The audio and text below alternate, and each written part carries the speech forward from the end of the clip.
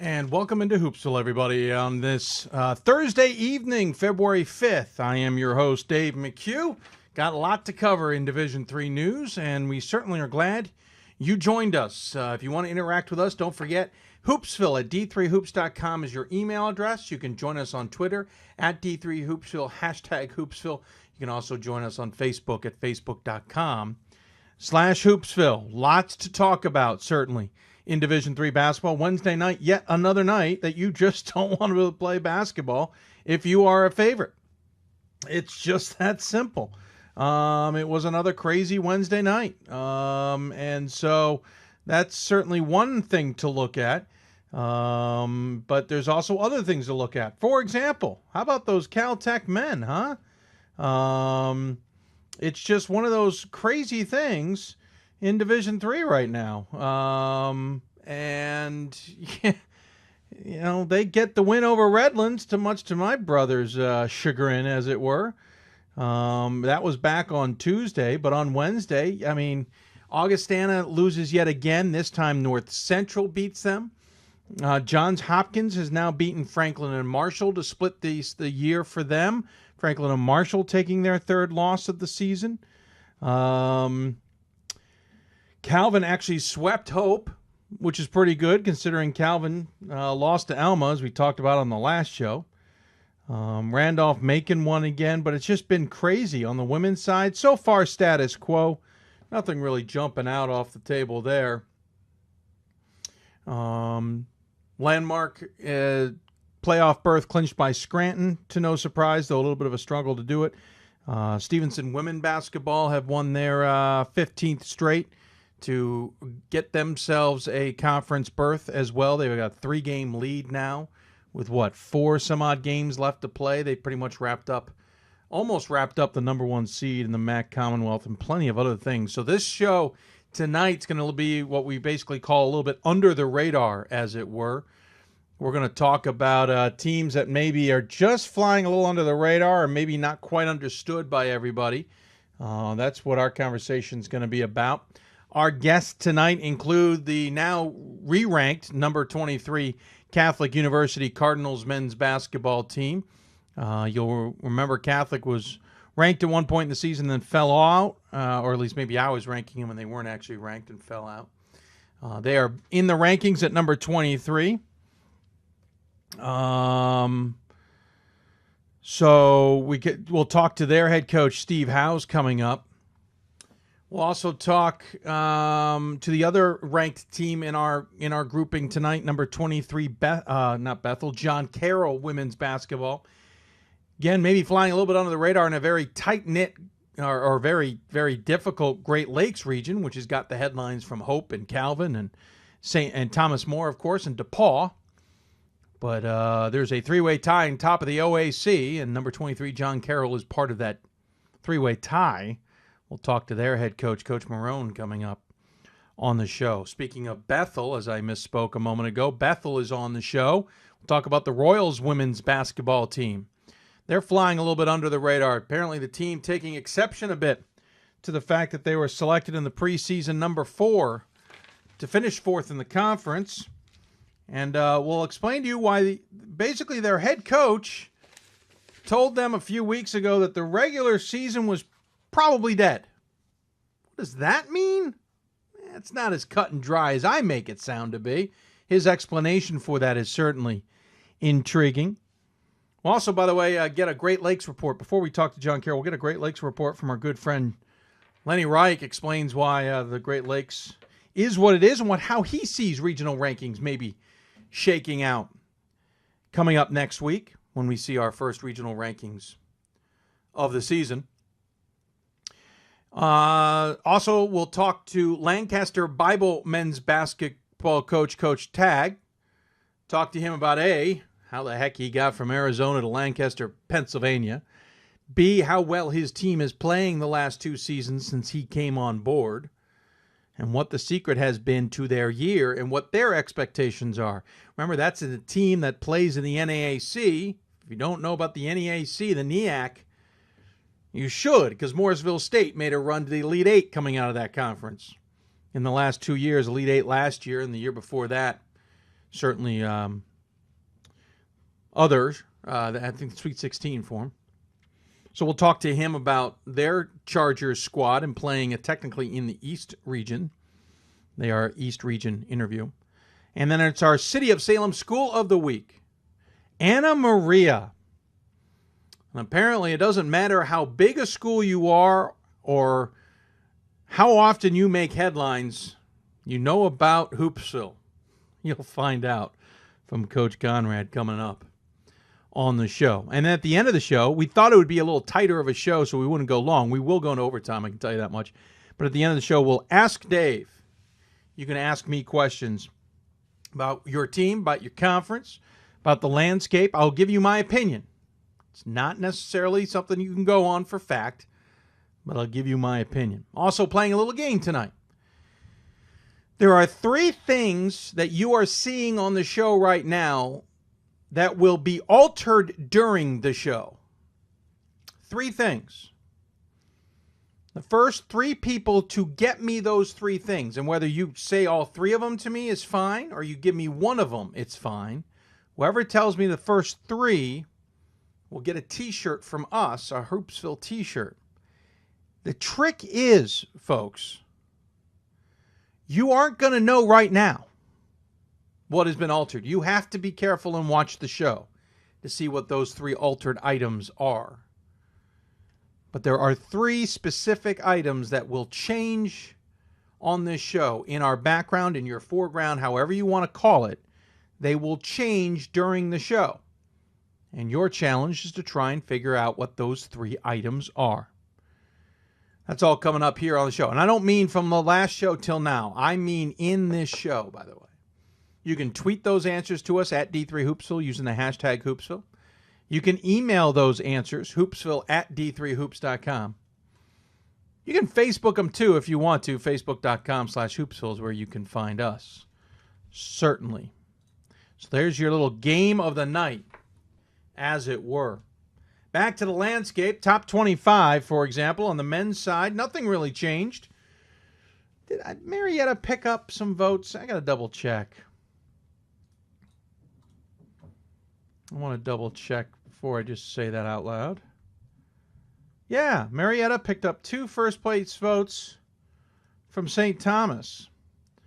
So, interestingly enough, 2 St. Thomas voters who had him number 1 last week moved him to Marietta. So, Whitewater still on top with 16 first-place votes. St. Thomas is in second with 5 first-place votes. What's interesting, I find, is the difference between Whitewater and St. Thomas is a difference of 18 points. That doesn't account for the difference in first-place votes. The difference in first-place votes is 11. So some people don't have Whitewater that high or still have them behind St. Thomas. Of course, I am one of those. Should point that out. Marietta is in third with 4 first-place votes. Then it's Dickinson, who moved up 1. Randolph-Macon moved up 3. Augustana dropped 2. They are going to drop again after their loss to North Central. They have now, lost 3 of the last 4? 3 of the last 5, I think. Augustana is picking a poor time to lose control of their season. They've lost 3 of their last 5. First loss was to Illinois Wesleyan, not the first of the season, but the first loss of that group was to Illinois Wesleyan. They then beat Milliken, beat Elmhurst, lost to North Park and North Central. 2 of those at home. 2 of those losses. They still have Carthage at home, at Illinois Wesleyan, versus Milliken at home, and at Wheaton to finish out. Augustana a little bit on the ropes, I would think. Albertus Magnus moved up to 7th, moving up 2 spots. Virginia Wesleyan moved up into the 8th spot from 11th. St. Norbert up 5 spots to number 9. WPI fell 4 spots, maybe a little bit harsh for their loss to Springfield, but still lost 4 to 10. Babson up 6. Babson maybe their highest position of the season so far. I'm actually a little surprised that WashU hasn't fallen further, only because their 3 losses have all been in conference. 2 of them, they did not look very good. And honestly, their last loss, they didn't look very good either. They just kind of rallied a little bit. But they're still holding on to 12th right now. Johns Hopkins up to 13th. Emory, and Johns Hopkins still winning, by the way. Emory down a couple spots to 14th with their loss to NYU, which is interesting considering NYU dropped out of the top 25. Stevens Point up 4 spots. Franklin and Marshall up 4, though they will fall a little bit here, though certainly not too far, I would assume. Richard Stockton down 4. They may move up. Who knows? We'll see. They beat William Patterson. Whitworth is lurking at 18. So is Elmhurst, and Worcester fell 10 spots to 20. And they barely survived on Wednesday, blowing a 20-point lead, nearly blowing a 20-point lead. St. Olaf is up 3 spots. Chapman down 7 with their 2 losses. Catholic enters at 23. St. John Fisher enters at 24, and William Patterson holds at 25. On the women's side, first place vote dropped off of FDU Florham and jumped over to George Fox, who moved up from 5th to 4th. Otherwise, there's really not much to talk about there. Nobody fell out of the top 25, I think, for like the 3rd straight week. Some movement in there, but nobody dropped out. By the way, the difference between being in the men's top 25 and being out, William Patterson, 47 total points, which basically averages that every voter didn't have them all at 24, but darn close. Ohio Wesleyan's at 45, so 2 points out of the top 25. Again, if you have questions for us, tweet us at D3Hoopsville or hashtag Hoopsville. Email us hoopsville@d3hoops.com. Facebook us at facebook.com/Hoopsville. That's how you can get a hold of us. We certainly will look forward to hearing from you. We mentioned Caltech beating Redlands on Tuesday. Caltech ending a 55-game SCIAC losing streak.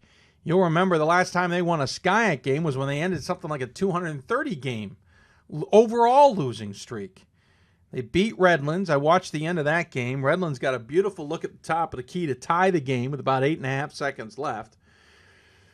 Caltech called timeout, then came down the court and got a running layup, I would call it. Now, obviously, a layup is running, but more of an off-balance, kind of driving to the side layup opportunity that just trickled in. 0.03 was put, or 0.3 was on the clock. The refs added 4/10, so it's 0.7. Another timeout. Redlands got an incredible look at a three-pointer from about normal range on the wing. The inbounds pass was that clean. And the shot hit the rim. Would have won it if it had fallen, but it did not. So Redlands now in the statistical history book, having been the second SCIAC win for Caltech in the last,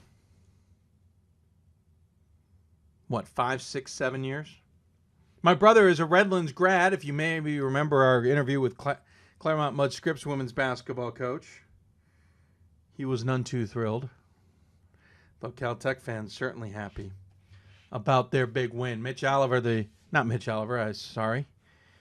Alberta's Magnus coach. But Coach Mitch out there certainly doing good things with his group. And we wish them all the luck as they continue to move forward. You can just hope that they do continue to do better, because they deserve it. And it's not like smart guys can't win. MIT, WPI, we can start going through a lot of the engineering schools like Caltech that certainly succeed in sports. Caltech just hasn't figured it out yet, and maybe they're on the verge. Knock on wood. But certainly impressive win on Tuesday night for Caltech. Regional rankings come out less than a week. We'll be talking about those on February 11th when they're released from the NCAA. Men's and women's basketball committees will have made those decisions. We talked to the committee chairs a week ago here on Hoopsville on the Marathon. If you missed it, you can go to that website, the show from on the 31st, 30th. What day was it? What day did I do the show? 29th. Go that day. We have links to those 2 interviews. Gives you good insight ahead of those regional rankings coming up here next week. I think what is going to be key is just what trend we might see. It's hard to see a trend in the first regional ranking, let's be honest.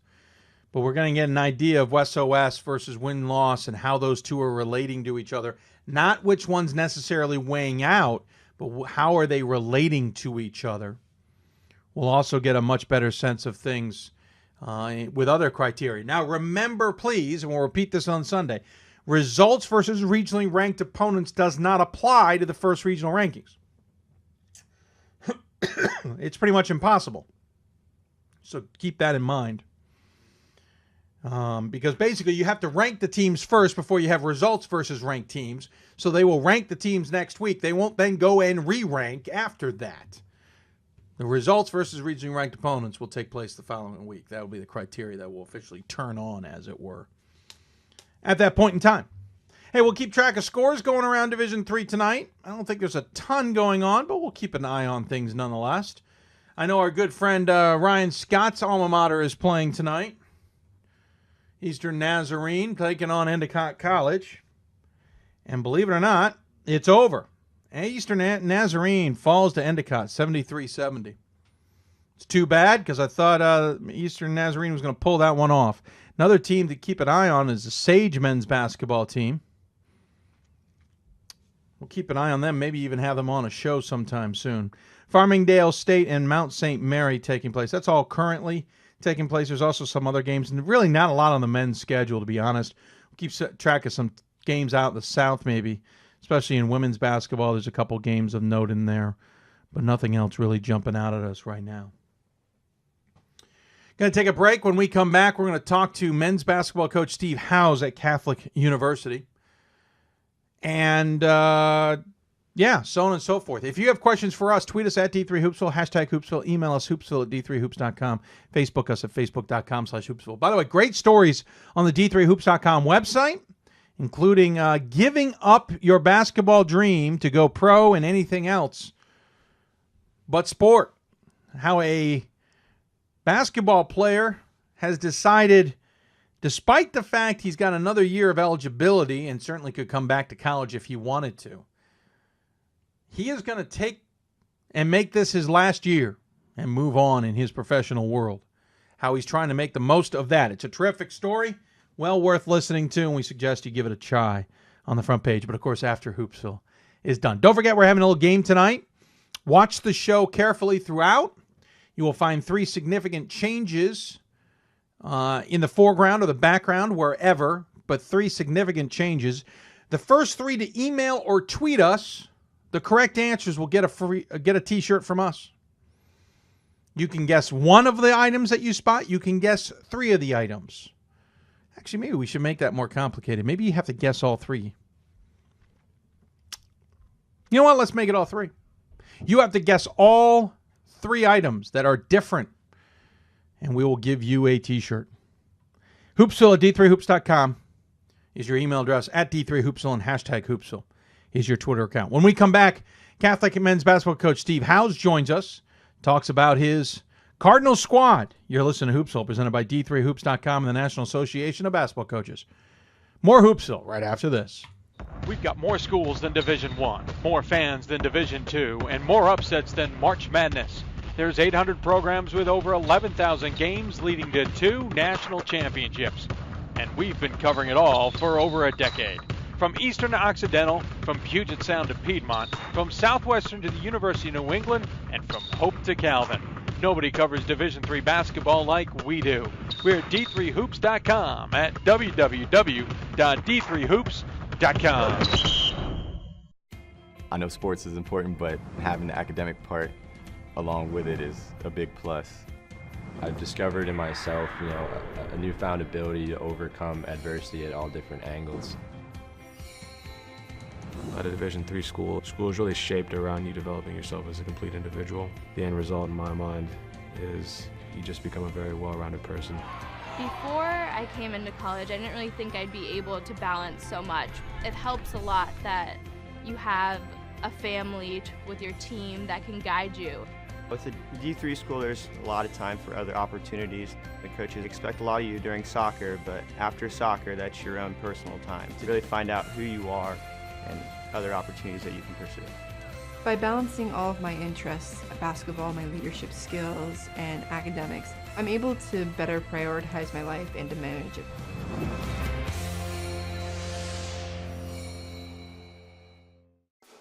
College basketball lives in Kansas City at the College Basketball Experience at Sprint Center. The College Basketball Experience is the place to get your game on. It's not a museum, it's an experience you won't forget. Discover the history of the game in the National Collegiate Basketball Hall of Fame, featuring the Gallery of Honor, Mentor's Circle, and Honor Theater. Suit up in the latest CBE logoed Nike gear at the CBE Hoop Shop. Elevate your game today and visit the house that college basketball built. And welcome back to Hoopsville, everybody. Hope you're enjoying this show on Thursday, February 5th, as we're talking primarily East Mid-Atlantic, Great Lakes, and West regions. Though we certainly dabble with a little bit else, as we do have the City of Salem School of the Week coming up, which is not involving one of those regional teams. If you have any questions for us, tweet us at D3Hoopsville or hashtag Hoopsville. Email us hoopsville@d3hoops.com or Facebook us at facebook.com/Hoopsville. We go pretty far into a season nowadays without repeating guests, and technically we may or may not be repeating this guest, depending on how you look at it. If it is a repeat, it's our first repeat of the season, and I might have some ulterior motives behind it, but we'll see. But joining us out of the Mid-Atlantic region, a team that is quietly on another win streak, kind of like Johns Hopkins, haven't lost in quite a while. In fact, I'm wearing the polo of the team they lost to last. So joining us on the Hoopsville hotline, the team who hasn't lost. They've lost since that team, since December 15th, though, is Steve Howes from the number 23 ranked Catholic University Cardinals. Coach, welcome to the show, sir. Dave, thanks a lot for having me. This is quite a thrill, as always, to speak with you. And I like the ode to the religious institutions tonight, Catholic, Lancaster Bible. I started looking on there. I said, hey, this is pretty good for a former religion teacher. Anna Maria is Absolutely. on the show later, too. John Carroll. John Carroll's on the show. Bethl might be the only one technically the odd man out of that group. I will tell you right now, maybe under the radar is more appropriate than I thought, but it wasn't planned. I did not go to church and have an epiphany on who I should have on the show. Hey, listen, technically you could be considered a repeat guest because we had you at the Hoopsville Coaches Corner, obviously at the Hoopsville Classic, though not part of the show. So that's why we're considering you technically a repeat guest on this season's show. But I do have an ulterior motive to have you on the show. I have no opportunities before Wednesday's game at Goucher to get you on, so I'm trying to pull out the rare time I am actually trying to have the Hoopsville jinx work. Well, Dave, the under the radar, once you're on Hoopsville, you're no longer under the radar. And when you're in the top 25, you're no longer under the radar. So that certainly is not the case anymore. We were quietly humming along, and now I think we'll get everybody's best shot. That's for darn sure. Well, you guys have certainly. I mean, the conference was supposed to go through Scranton, and that was the way it was lined up. That's the way the preseason poll certainly indicated. Scranton certainly got off to the hot start. You guys had a good start to the season, but stumbled a few times. You then have beaten Scranton. You're on a roll. Scranton is the one who has looked to struggle at times in the last month and a half. It's amazing how the season changes, and that's certainly something we're used to. But what's been the secret with you guys? Let's be honest. I saw you back at the beginning of the season. You struggled against Gwynedd Mercy, granted a good Gwynedd Mercy team. Saw you struggle against Purchase, a team that had certainly had its lumps. The Sales got you at their place, and then St. Vincent got you guys at their place. What's been the turn? What's got you seemingly playing better basketball? I don't feel like there was one turn. I think from October 15th on, this group really impressed me in a couple different areas. Their competitive drive was really good. Their willingness to put the time in to be good was very good. And then their willingness to sacrifice and play for each other was also very, very good. And my hope when I saw you at Hoopsville was that we would just have some success so these guys would understand this is how you play and not get discouraged. We only have one senior. We were an inexperienced group to start. But I thought those three qualities, if you put those in any team, you have an opportunity to be successful. And I actually thought we played very well against Gwynedd Mercy. And at that point, I did believe, hey, this group could do some things this year that maybe others didn't think we could do. You're absolutely right. We struggled against Purchase. There's no doubt. But the Hoopsville experience is impressive and it's incredible. And if you can handle that environment, the stage that you're on there, no matter who you're playing against, I think you have an opportunity to have a really good year. And I felt when we walked out of that gym, even though I was played against Purchase in the second half, I really saw something in this team. And you're right, at DeSales we played a very poor second half. And the same thing at St. Vincent. We had a good lead at the halftime there. But those were two games that helped this inexperienced group grow and mature. You've had some interesting the schedule's certainly been a who's who, let's say. You guys have been all over the place a little bit. Started the season, obviously, with your game against Davidson, which, good learning curve, but doesn't affect anybody, even though it chalks up as a loss. When we say you're 18-3, you're really 18-2 in Division III. You played Frostburg, Gwen and Mercy, Purchase, played Washington, Lee, DeSales, Susquehanna, obviously is in conference along with Moravian, then St. Vincent, York, and Guilford before getting back into conference play. You're known for taking on some big hitters, but I would almost argue this year it's not that you didn't take on some big hitters. DeSales is certainly a good team, and they're playing very good right now. Gwen and Mercy, I think, is maybe playing below what expectations were for this season, and certainly Purchase was beat up. Not saying that, but I'm saying you also seem to get in there some games that could build some confidence with this team. A team that really has changed a lot since we saw you guys in the NCAA tournament, and maybe in unexpected ways. No doubt. I thought going in our schedule was good. You sign up for Hoopsville, you know you're going to get two good games. Obviously, Purchase had some things happen where they're not the team that we expected to see, certainly, and probably that you didn't expect to see. But anytime you play teams out of the ODAC, Washington, Lee, and Guilford, and Guilford's obviously had a heck of a season so far, and we knew what we were getting with DeSales and St. Vincent.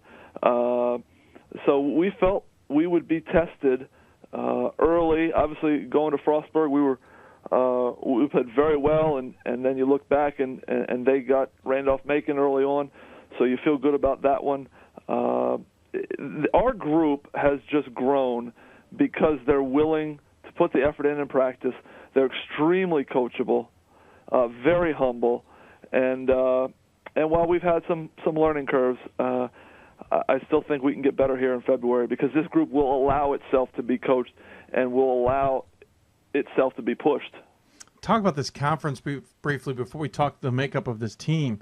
You guys are sitting a game and a half up on Scranton. You're 12-0 in a conference that is bigger this year because of Elizabethtown entering the conference. Scranton is 10-1. You're walking away from everybody else. Susquehanna is 3 games behind Scranton, 3.5 behind you. Really 4.5 behind you. Then Elizabethtown's at 6-6. Juniata, Drew, Merchant Marine, Moravian, Goucher. Again, everybody thought Scranton would finish on top. It's still a race. It's not over. But how important would it be, especially over the years, to have this tournament come through your place, come through the DeFore Center, or is better known back in the day as the Sports and Recreation Center South? How important is it to come through there, then go up to Scranton or anywhere else?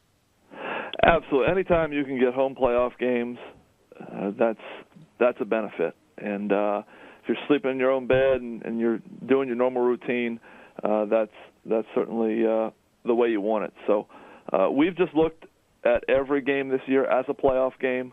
I think we'll go and we'll play our 21st this coming Saturday. And if you go on with that mindset, every single game, given how few games we play compared to Division I and how difficult it is to get in the tournament with as many teams as there are in Division III, if you go in with a playoff mindset, you give yourself a good window to have success. And this group has bought into that early, and we've reaped the benefits so far. But February is always a challenge in conference. You're going to get everybody's best shot. We got teams fighting for playoff position, and we know we've got to play much better basketball certainly than we did last night. Yeah, you had a struggle against Elizabethtown last night, though Elizabethtown is sneaky good. Yep. Coach always puts a tough squad there. But you no had doubt about it. He does an outstanding job, and those guys play hard, and they gave us everything that we could handle. But it's a roller coaster. It's an emotional roller coaster, and you look to Division I, and you look at Duke, and hey, they struggled at home last night against Georgia Tech, and Georgia Tech hasn't had a very good year. You look at Duke going up to St. John's, and they had to fight and scrap for that win. So to get up for those games, it takes a lot, and we're dealing with young men between the ages of 18 and 22. So you've got to be able to win on the nights when you can't reach that emotional peak. And we certainly were able to get by and survive last night. And you've also had some interesting games. Merchant Marine has given you guys fits this season. You beat them by 1 at home, then you beat them by 1 at their place. Elizabethtown's played you tight every single time, but you've also had some crazy the opposite direction games. You beat Moravian by 20 early in the season, then you beat them by 40 last Saturday. Susquehanna you beat easily just the other night. Is it just been a matchup thing? Is it just been one of those circumstantial type things where just certain teams match up against you in certain ways that make it a challenge? Well, like I said, I think the season is an emotional roller coaster. You're not going to play at your top every single night. Sometimes it is matchups. Sometimes it's the week you're in. And I think for us, this week was handling success. We have an inexperienced group. We get ranked. We've played well.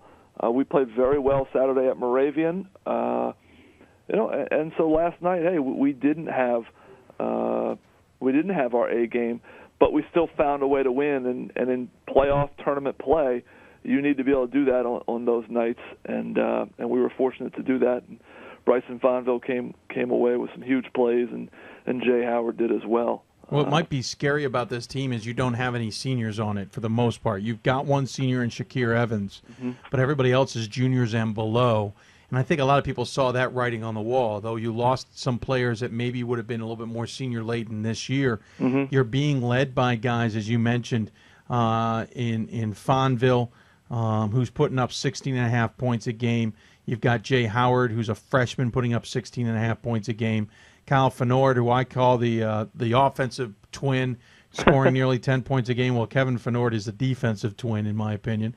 You're getting 6 points out of Austin Calling. So you've got a couple guys there that certainly are the key and the catalyst to this team. But what might be scary is what you can do potentially for the future. So certainly there isn't anything to lose this season. You want to position yourself for the best. So I would almost want to go back and say, is there anybody on this team that is surprising you maybe, or is surprising everybody else that maybe he's not jumping out of the stat sheet? Well, I think the surprise has been how quickly we have gelled, given the inexperience that we have. And but I give so much credit to the twins. Kevin and Kyle are two of the best captains that I've had here as a head coach or an assistant. They're amazing young men in terms of what they do off the court on campus.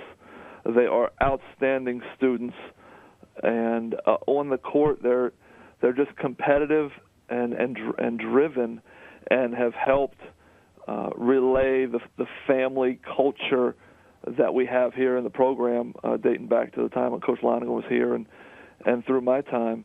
And it's a real credit to them that we have come along as quickly as we have. And certainly, yes, people can point to the future, but nothing's guaranteed. So, right now it's a gift. We're playing well. We need to continue to play well. We know it's going to be an intense battle down the stretch here, and we just want to have that playoff mentality in practice tomorrow and then Saturday. When you guys were last ranked, it was the end of the basketball season when you guys finished the second round against Williams in that crazy NCAA tournament that ended in Atlanta with a championship to Amherst. That was the last time you guys got ranked. Certainly had some really good talent on that team. But you had the Fenord twins were freshmen, et cetera, et cetera. So how much can you use that experience from 2013 to work with this team? Is that one of those you can turn to the Fenord twins or other guys and go, hey, remember this? Or when you do get down to the end of the season or maybe in the NCAA tournament. Can you go to that well, as it were, or do you really have to just draw on all new experiences at this point? No, without a doubt we use it. Bryson started every game at the point that year on a phenomenal team, and Kyle was a major contributor, and so was Kevin. So, of course, we go back and say, you remember this, remember how we handled this situation, relay to the guys the importance of this and that. And they do that without even me having to tell them at times. So that experience is critical for us. And it's certainly a feeling that they've imparted to the other guys on the team of what that's like and what March basketball is like and how we'd like to experience that again. This is a really driven group. It's a fun group to be around. It's very tight, and certainly we'd like to get that March feeling again. The rest of the season, 4 games left in the regular season before you'll head into conference playoffs. You're already clinched the playoff spot of the 4 that will make it. You take on Drew coming up here on Saturday at home, which will be senior day, and I emphasize the singularity there. And, of course, Drew's fighting to get into the conference tournament. You'll then hit the road for the final 3. You'll play Goucher, who is at the bottom of the conference, Juniata in the middle, and then Scranton with a chance to lock up that number 1 if you haven't done so already. So you've got a kind of a cacophony of different games here in a tough stretch where you've got to be on the road, though granted one of them is only about an hour away. So how do you get this team kind of focused on the task at hand and the challenges you're going to face before you even get to the conference championship? It's a focus group now, without a doubt, especially after last night. They know that we need to play at a much better level than we did. We'll get back after it tomorrow. We'll watch video of what we didn't do well last night. We'll watch video of what we did well against Drew the first time, and really just focus our energy on getting Shakir to have a very successful senior night. And he's been a wonderful leader. He's battled through a lot of injuries throughout his career, and it's fun to see him contribute, and it's fun to see the leadership he's provided as well, and the intensity that he's brought to the group in practice, in the games. He's been in the rotation for us. So our focus is honoring him on Saturday, and trying to extend his career as long as we can. Any chance you guys can just pretend you didn't see Goucher and just give me one? We hope to see you there, Dave. And you will see me there. So. I wish you guys would just be friendly, and let me see a win. Since I missed out on the game last year, I'm just saying it's the small things in life, Coach. Big deal. Maybe we can get you in a Catholic U shirt. Oh. I wore one I think I wore one recently. Did I not? I think you forced me to wear one recently. Hey, the other thing quickly before we let you go, Mid-Atlantic region. Obviously a little bit different with Cabrinis of the world out and the Freedom out, but still pretty complicated. You guys, you got Scranton in there. You've got the MAC Commonwealth. You certainly have what is maybe a more surprising top-heavy Centennial Conference.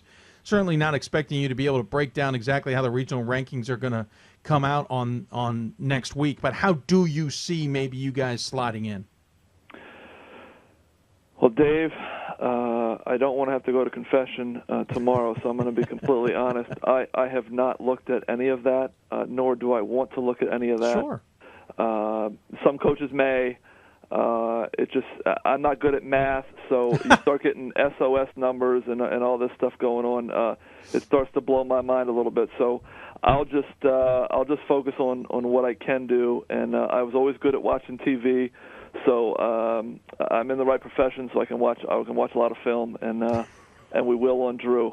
So I'll do that, and I'll let everybody else crunch the numbers, and hopefully, I would think our body of work is going to be good enough to be in there, hopefully pretty high, given the teams that we've beaten and even the teams that we haven't had success against. They're having great years. So hopefully the numbers will work out in our favor. Well, hopefully, Coach. Thanks so much for coming on the show. I really do appreciate it. Good luck the rest of the season. Barring any changes, I'll see you on Wednesday. We'll at least share a good laugh. And otherwise, as you know, I always give the coach the final word. Any final thoughts you want to share with those who may be watching? Dave, again, just really appreciate being on. You do a tremendous job for Division III. And I just want to thank all the men and women out there who are serving in our military, who give us the freedom and certainly give me the freedom to do what I do and to show up in an office in sweats every day and coach a game. I'm very fortunate to do what I do, and thankfully we have men and women out there in the service who give us the freedom, and we've got a number of Catholic U alums who are doing that. So I wish them the best always, and I appreciate my parents for supporting me along the way, and certainly for Bishop O'Connell for giving me the opportunity here at Catholic. I'm truly blessed, and I got a great staff and a great women's coach across the hall. So we have a lot of fun doing what we do. So hopefully we'll see you on Wednesday. Well said, Coach. Appreciate you taking the time, and we'll take good luck the rest of the way, and we'll look forward to seeing how the Cardinals finish off the season. All right, thanks a lot. Take care. Steve Howe's joining us here on the Hoopsville Hotline. Appreciate him taking the time to join us here on the show. Again, team is 18-3 overall, 12-0 in the Landmark Conference. They got to take on Drew at home coming up on Saturday. Then the final 3 on the road. Goucher next Wednesday. Juniata the following, looks like Sunday, according to this.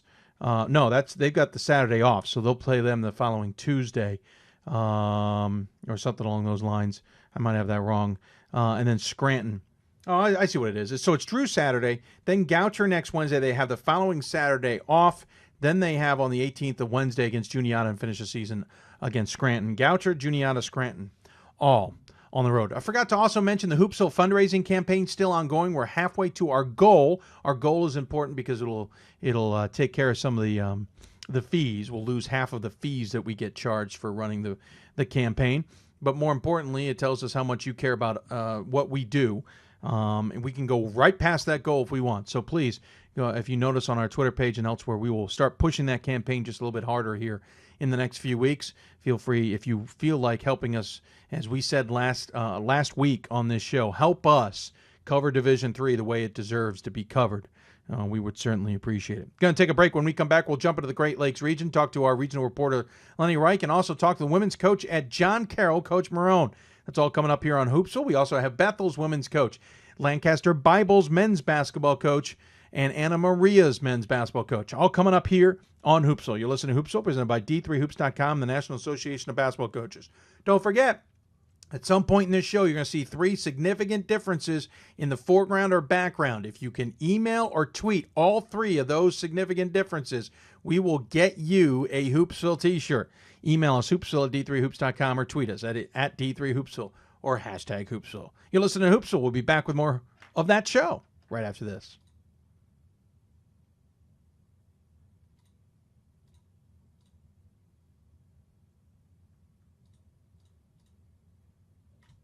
Division III schools offer academic scholarships instead of athletic scholarships. This really puts the focus that the student athlete needs to maintain that GPA. I did receive a non-athletic scholarship upon entering school.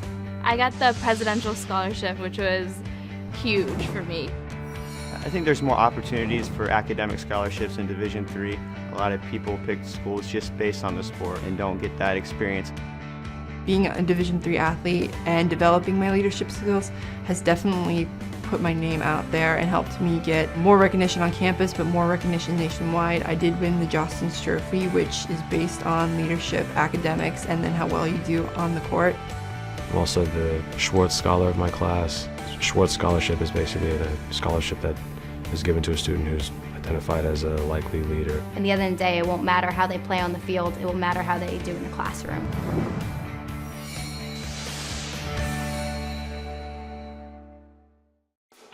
College basketball lives in Kansas City at the College Basketball Experience at Sprint Center.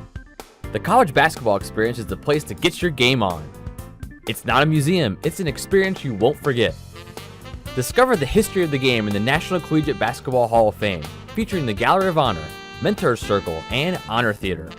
Suit up in the latest CBE logoed Nike gear at the CBE Hoop Shop. Elevate your game today and visit the house that college basketball built. And welcome back to Hoopsville. I want to thank again Steve Howe from Catholic University for joining us here on the show. We appreciate him taking the time talking a little bit under the radar. Catholic, you may say, wow, they're not really under the radar, but as I said earlier, they kind of are after the start to the season that they had. Now they are ranked. And so we're kind of having that theme, but at the same time, we're kind of preparing for regional rankings, which will come out for the first time this season next week. And something we started up on Sunday was kind of getting regional reports from around the country in each of the regions, something that we used to do a lot more of, frankly, until we got into more interview-driven show. We're trying to kind of hybrid ourselves back into the combination of the two. So we're going to do another regional report here, this time out of the Great Lakes region. And coming up, we're going to actually talk to a Great Lakes coach right afterwards. So that's how this sequence should pan out. I say should pan out. We'll see how it actually executes. But joining us now via Skype is one of our longtime regional reporters. I can't even tell you how long ago we've probably been chatting with Lenny. It's probably as long ago as we've been chatting with Rusty Egan out of WPI. And so joining us via Skype is our good friend Lenny Reich from Mount Union, the sports information director there. Really Mr. Man of everything. Sir, how are you? I'm doing great, Dave. Now, did you have Rusty on Skype too, or am I? No, Rusty couldn't figure out all the technology just yet. Well, all I can tell you is there's proof that Rusty and I are faces made for radio, and this Skype will only prove that I have a face for radio, and that radio was my original calling. But it's great to be back with you, Dave. Yeah, I mean, gosh, I can't remember how long we've been talking about Great Lakes basketball, but we've been really fortunate that we've had a lot of really good teams, a lot of great play, and this year no exception, especially on the men's side. Well, I was going to say we'll focus a little more on the men's side of things since we do have a women's coach coming up here shortly. But I think one of the biggest things is, while it's always been good basketball in the Great Lakes region, the mantle being carried by the Hopes, the Calvins, the Worcesters, even the Wittenbergs, though certainly not this year. The mantle, in some senses, is being carried by a few extra teams nowadays. Marietta still undefeated as we speak. I mean, you're bound to jinx them at some point in time. I'd like to jinx them in about a week or so. But exactly. Marietta's had a phenomenal year, and like you said, Dave, it doesn't, if you're undefeated, you're undefeated. It really doesn't matter who you've played. And I would think, with the regional rankings coming up next week, I would have to think Marietta, even though their strength of schedule, down in the 170 range right now, but the fact that they're undefeated, I would be surprised if they weren't the number one ranked team in the region next week. I think you meant 470. 170 seems really bad. Well, they're down there. Oh, yeah, 170. 170. Yeah, they're down there, but they're ranked number one. I would say that's where they're going to come out. They 20-0 on the year. Their closest calls have been really, they had a game against Baldwin Wallace last Saturday that they won by 3 at home. Baldwin Wallace played them very tough. And obviously Mount Union, who was the regular season champ a year ago, has played them tough as well. Those two teams are going to meet next week. And Mount Union is alone in second. They're 2 games back of Marietta. And, obviously there's only 5 games left to go, so Mount Union would have to win that game. Marietta would probably have to lose maybe 1, if not 2 more games to keep that out. A little wrinkle this year in the OAC is that the last couple of years the OAC went to a staggered conference tournament, sort of like some of the bigger Division I leagues. And it's funny, in that format, the 2 years they did it, the 1 and 2 teams that got byes to the semifinals, they went 1 and 3 in those 4 games. So this year the OAC on the men's side went back to a 1 versus 8, 2 versus 7, quarterfinals, semifinals, finals. So a little different how that'll work. All these teams are going to have to play 3 games in a couple weeks. But it looks like Marietta. It'll be. I don't think anybody would be surprised if Marietta gets through. Becomes that number 1 seed in the OAC and goes through. It'll be interesting. It's one of the tougher places to play, not only in the entire region. So to play home games down there will be a huge advantage for Marietta. How much of a surprise has their season been? I mean, as a top 25 voter, I can't exactly say I had Marietta on my radar, especially out of that region. How much of a surprise has their success been? How much of a surprise certainly has their undefeated mark been? Well, they've been coming on the last couple of years. They won the league 2 years ago. Last year they were the second place team to Mount Union in the regular season, and both of Mount Union and Marietta were upset in the conference semifinals. Marietta lost to Wilmington, who eventually won the tournament. Mount Union lost at home to John Carroll in the semifinals. So, I think for those of us in the conference, I think Marietta's success is not surprising. They've been coming on strong, and this is a group of players they've had together, and they've done a really good job. So I don't think for those of us in and around the league and probably the North Coast that plays Marietta in the non-conference games, I don't think it's really surprising. I think anytime, like you said, a team goes 20-0, it's like, wow, that they haven't had, they haven't got tripped up yet. They haven't had one bad night. They haven't had it. They've dodged injuries and done those things. So they're in a great position. And so I think it's a testament to the work Coach Vanderwall and his staff have done there. And like I said, they're in great shape going forward. The OAC has certainly is very different than it used to be. I mean, this used to be John Carroll, Heidelberg, used to carry the mantle, certainly. Mount Union has now entered the fray. As we pointed out, Marietta can't look past Capital. There's a Baldwin Wallace, certainly. It has become maybe almost a who's who of who you're going to pick to win a conference. It's not necessarily the go-tos all the time. Is that the same take on the inside?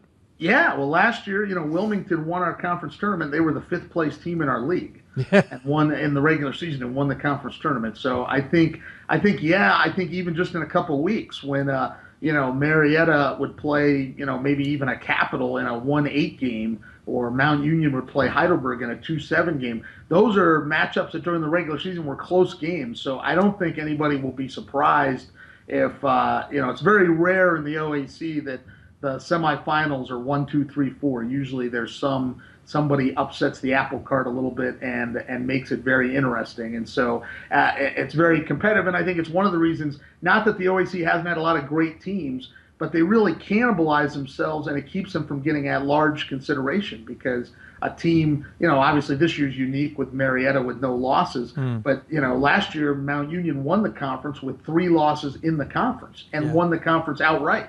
So it's really a very competitive conference. The schools are all very closely matched, obviously very close in distance.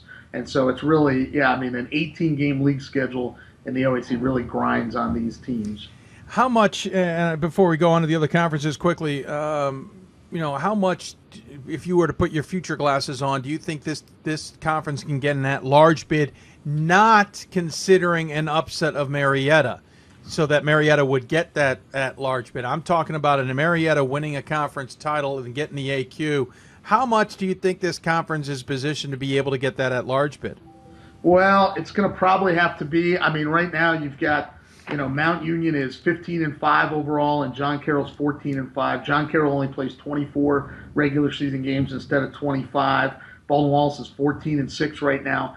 You'd almost have to think one of those 3 teams would have to go on a run and maybe not lose, other than losing to Marietta, all the way to the title game, right? And then end up being maybe that, if you're in Mount Union's case, maybe a 23-5 type thing, and then even just then you might still be on the outside looking in. Mount Union, when I was trying to come up with like kind of a mock regional ranking, I would have Mount Union in that 5 to 7 range maybe, and that might even be not pouring over all the data a lot. And so it's going to be interesting to see where that would go. And the league has some very good non-conference wins, but has some losses. A team like Heidelberg, who's the 7th place team in the OAC, has a win against Trine, who's leading the Michigan Conference right now. Mount Union lost head-to-head games with Worcester and St. Vincent this year. It's going to be interesting. But yeah, it's definitely going to have to be probably a team that gets on a run and then wouldn't lose until losing to Marietta in the title game. If, and like you said, a scenario where Marietta loses early in the tournament, and obviously I would think then Marietta's going to get an at-large. Yeah, I'd agree with you. Let's jump over the NCAC, talk about a crazy conference. Worcester's been carrying the mantle for a while, but Ohio Wesleyan's had Worcester's number, and Worcester has stumbled as of late. Yeah, it's the first time Ohio Wesleyan has swept the season series from Worcester since back in the late 1980s, I believe, 87, 88. We weren't alive back then, were we? Well, unfortunately, some of us were. I was too, but let's forget about that. But Ohio Wesleyan. Ohio Wesleyan's always been a team that's been right there on the cusp. They've always been one of maybe the next teams when you talked about Worcester and Wittenberg, and then usually Ohio Wesleyan was right there. While Wabash, those teams were right on the cusp. And so this year, Ohio Wesleyan's broken through that, which I think is a little bit of a surprise because Worcester had so much back talent-wise that I think a lot of people thought, this would be just what we were talking about with the OAC, that you'd have a Worcester team that was maybe 20-0 or 19-1 and have maybe a team like Ohio Wesleyan just a couple games back. And it's really, Ohio Wesleyan's really, as you said, they've kind of flipped the script in this conference right now and really has themselves in the driver's seat because they're a game ahead of Worcester and they swept the season series. So that's really like being 2 games out in front with 5 games to go. So, I mean, I was just talking about this the other night. I was up in Cleveland and we were talking about the fact that, man, it might be the first time that we can remember that the NCAC Final Four wasn't at Worcester. Oh, that'd be fascinating to consider. Yeah.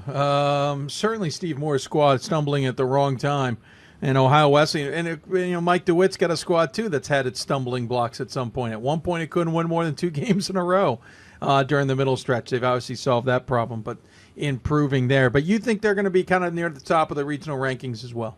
I would say that right below Marietta is going to be Ohio Wesleyan and Worcester. I mean, Worcester has a phenomenal strength of schedule. It's 41 in the strength of schedule ratings, but obviously Ohio Wesleyan with those 2 head-to-head wins, I think, is going to weigh large on the committee's mind when they make their decisions on where they're going to put them. And so I would imagine Ohio Wesleyan probably could be as high as 2nd. Worcester's probably going to be right there at 3rd. And they're really, I mean, Wabash is 7-5 in the league, so they're 3 games or 2.5 games behind Worcester. So I would think that Worcester and Ohio Wesleyan are really kind of separated themselves from the group right now, and it'll be exciting to watch. I mean, it'll be exciting to see how it goes. Last night there was 2 wild games, both of them only won by 2 points, and in Worcester's case, they were up 20 points in the second half.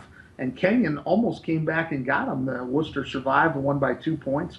I know Ohio Wesleyan had a 2-point win against Wittenberg last night. So I mean, there's still some teams, I mean, obviously, I don't know if you want to get into a conference tournament scenario where, Wittenberg's coming to your place early in the tournament, and you never know what could happen on those kind of things. So there could be some things happen. But, yeah, it looks like we're setting up for an Ohio Wesleyan and Worcester kind of collision course. Like we said, the difference is there's a good chance that game will be down in Delaware, Ohio, and not at Timken Gym in Worcester. That certainly would be different. And then you flip over to the MIAA. Coming into the season, I think a lot of focus was on Calvin, considering how good a season they had last year. There was focus on hope with a coaching change and maybe a disappointing finish to the year, though they had a good year last year. Yeah, but it's Trine who's stealing the headlines right now. We had him on the show a couple of shows back. And listen, this is what can happen sometimes when you're focused on somebody else. But Calvin even stumbled again recently. MIAA is just, I mean, the top is not as good as maybe everybody is used to. Yeah, I mean, I saw Hope play about a month or so ago, and I thought they were great. I mean, it was hard to believe when you click through now the MIAA standings, if you hadn't paid attention to it since early in the year, and you see all of a sudden that Hope has 3 losses in the conference. Trine and Calvin each have 2 losses. So there's a lot of parity in the conference, a lot of close play. It's funny. The MIAA is unique in the fact nowadays it's a smaller conference as far as teams, so they don't start conference play till after the first of the year. Yeah. And I think that's very interesting where in the case of like the OAC and the NCAC where they play, a quarter of their conference games before Christmas. Here's a conference that doesn't play at all until after the first of the year. And that might, I would say that might have a factor where a team like Trine that has a couple more games to kind of come together as a unit, they have that Christmas break to get through and then start their conference play, puts them in a position maybe, to be a little more successful and maybe get a run on some teams. But yeah, I mean, I think Trine, kind of very similar to Ohio Wesleyan. They've been a team that's always been kind of right there, right on the edge, but just kind of outside that Calvin and Hope circle. And now this year they're kind of breaking through. Trine's played a really good non-conference schedule. So yeah, I would say, I mean, both their strength of schedules, when I looked it up about an hour or so ago, Calvin and Trine are 193 and 194 respectively in SOS number. And so that's below some of the teams from the other conferences in the region. So it'll be interesting next week to see how the committee kind of slots them in there. I've kind of got them down in that probably 6 to 9 range, kind of how you would slot those teams in there just because their strength of schedule numbers down a little bit. And both Calvin and Trine have 6 losses overall on the season. So it'll be interesting to see how the committee kind of weighs those programs against everybody else? By the way, you say 193, 194. Just to correct myself, you're basically talking about where they are ranking-wise. SOS, yeah. The, not their actual SOS number. I don't want to confuse some other people. Well, no, that was. Well, I mean, there's a chart. I mean, that kind of right. chart on D3 Hoops where you can kind of see where they put those numbers together and do that math computation. So it'll be somewhere in that. There'll be some. No, I'm not talking. Yeah, I'm not talking the hard fast the actual number. hard fast number. What they rank, I would guess. What they rank nationwide in those categories. Our good friend out of that area who has done it has the Great Lakes. Marietta below 500 SOS. Ohio Wesleyan's above. So's. By the way, the other team out there, and the reason I brought this up, the one that's sneaking in there that's going to be entering this conversation is Case Western Reserve. With the season that they're having in the UAA. Certainly have taken some losses, but everybody is losing in the UAA. But they've certainly got a good record to boot. I mean, that's the wild card. Would you not say in this whole equation? I would say where you slot Case and how you slot Case in this region. It's one of the kind of consequences of their conferences that it's hard for the committee in the idea that they don't play a lot of the same. They don't play a lot of the same teams that some of the other teams play. So it's hard to draw a lot of head-to-head results and say, well, okay, they played this team head-to-head or they have a common opponent because they don't, because of the nature of the UAA conference and some of their non-conference scheduling that Case does, they don't necessarily have that same comparison set where you can look at maybe an NCAC school and an OAC school and even a President's Conference school that all play a lot of the same non-conference competition. So there's some points of comparison to make where Case makes that kind of hard. So yeah, they would be kind of the wild card in this thing, where you slot them, where you put them, since they didn't play a lot of these teams head to head. So that's most of the conference or region. Of course, HCAC now in this region as well, and you've got the AMC and certainly some others. It's going to be an interesting regional ranking that comes out next week. But anybody else that is kind of maybe as the shows as we're titling it this week, under the radar, anybody else kind of sitting there that's just you've got your eye on that maybe not everybody else does? Well, I look kind of the leaders in the conference. I think a team, Penn State Barron is not, is 18-2. They've been usually the cream of the crop in the AMCC. I think we all remember last year they had that huge win in the NCAA tournament. How the committee's going to slot them given the relative lack of strength that their conference has, and they have their SOS rating, where that's going to fall, where that's going to put them. Obviously St. Vincent and Thomas More will be kind of intriguing how that goes through the PAC stuff. Last year, the number one seed in the PAC was Bethany. A year ago, they lost in the first round of the PAC tournament. So how the PAC kind of shapes up with those things. I mean, St. Vincent's a team that plays a competitive schedule. They went out and played Worcester this year, went out and tried to improve their schedule a little bit, I think knowing that there's that strength of schedule hanging out there with the PAC. And then, you said this is, relatively new that the HCAC is in with these teams. And, Mount St. Joe's and Defiance, I would imagine they're going to get rated, not extremely high because of similar things, strength of schedule in the Heartland.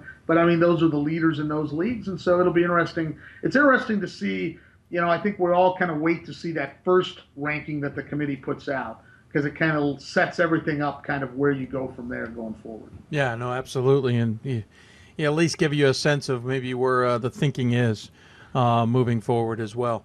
Yeah, because I know you've explained this before. The committee turns over every year. New people come in and off the committee. And so it's hard to gauge kind of how the committee evaluates the data, because when there's a new set of eyes on it, maybe they look at data points differently than the people before. And how much did the year before that influence maybe altering how they interpret data and the like? I mean, we already heard the statement that they don't want teams getting in based on losses. In other words, you have a really good SOS but didn't win the games.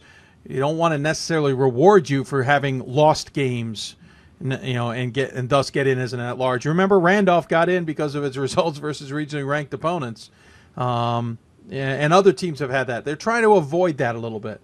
Well, it's tough. I put on my administrator hat. It's tough when you're trying to make a schedule a year or so in advance, and then understanding that teams that you play, that you think might be good this year that turn out not being great, or vice versa. team you schedule, and then they turn out to be, it turns out bad for your team. But yeah, it's always kind of a juggling act when you try and figure those things out. Good point. Hey, sir, I appreciate you coming on. It's nice to see you on Skype, which gets me the chance to see what your view is from your office. Well, this is my office. Oh. This is my office. This is a room we have that overlooks the gym. It would be really nice if it was. But your office overlooks the football field, correct? It actually does. My office does. I look across and see the stadium from my office. So, yeah, it's a great setup here. I know it's completely unrelated, but if memory serves, without going to look up the story, how strange was it to see the 2 finalists from Mount Union were in the running for the Whitewater job?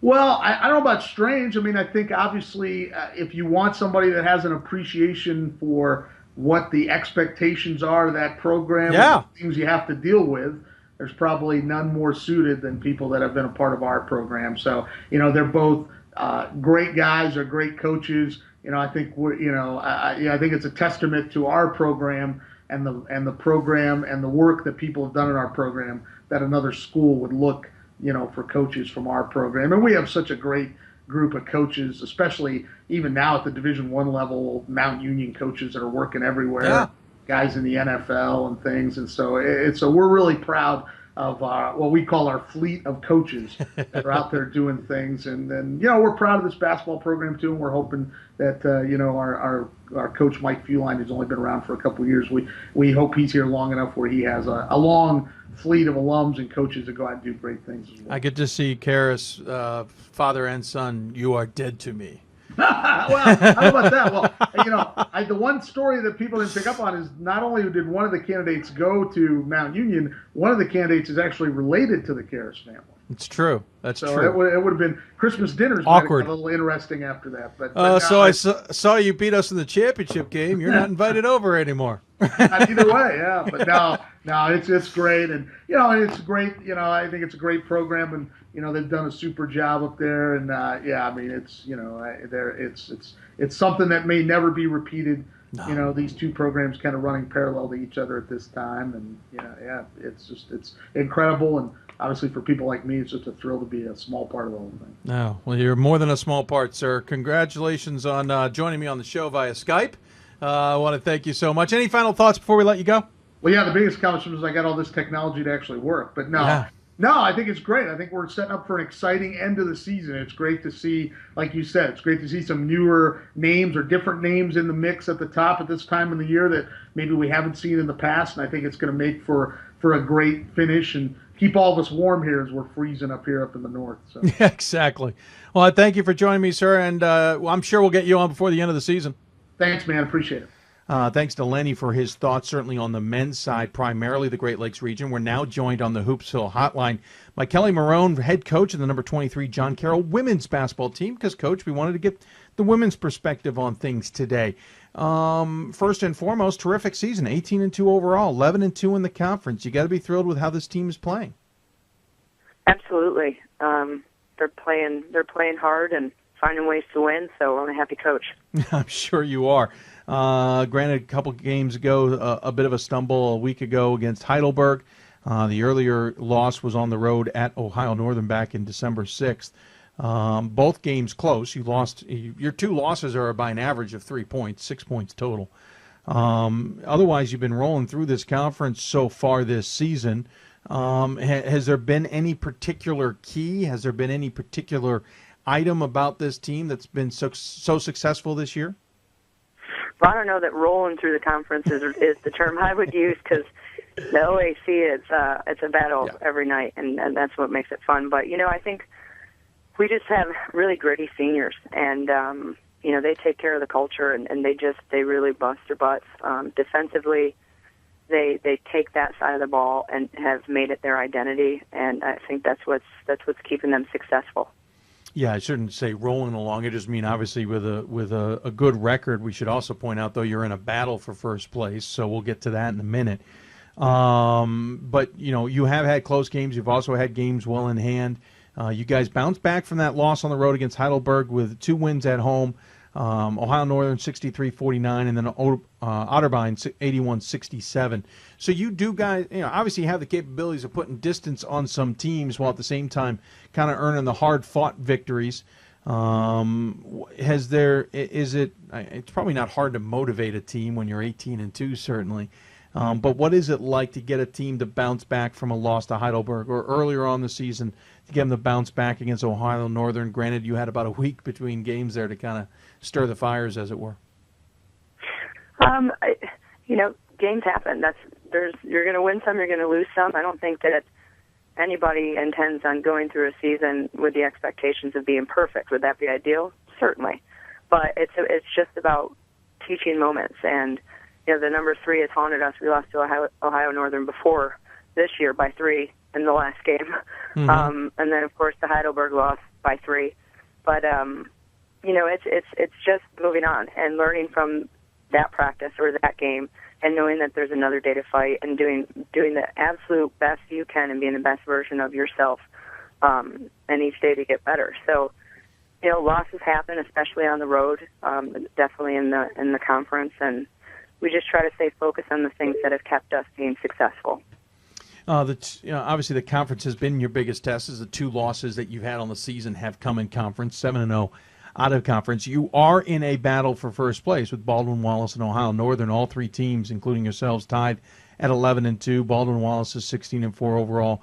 Ohio Northern's 15-5 overall. You guys have a healthy lead by 5.5 games on Capital, and then everybody else. And this is a conference that certainly has had those battles for first place. Mountain Union's even been in the conversation there before. What's it going to come down to between the 3 of you? Granted, you've got a game with Baldwin Wallace still to play. What's it going to come down to with the 3 of those teams to either get one of them to separate from each other, or something to at least lock up number 1? Or are we talking tiebreaker scenarios here? Yeah, I think it's the team that makes the least amount of mistakes.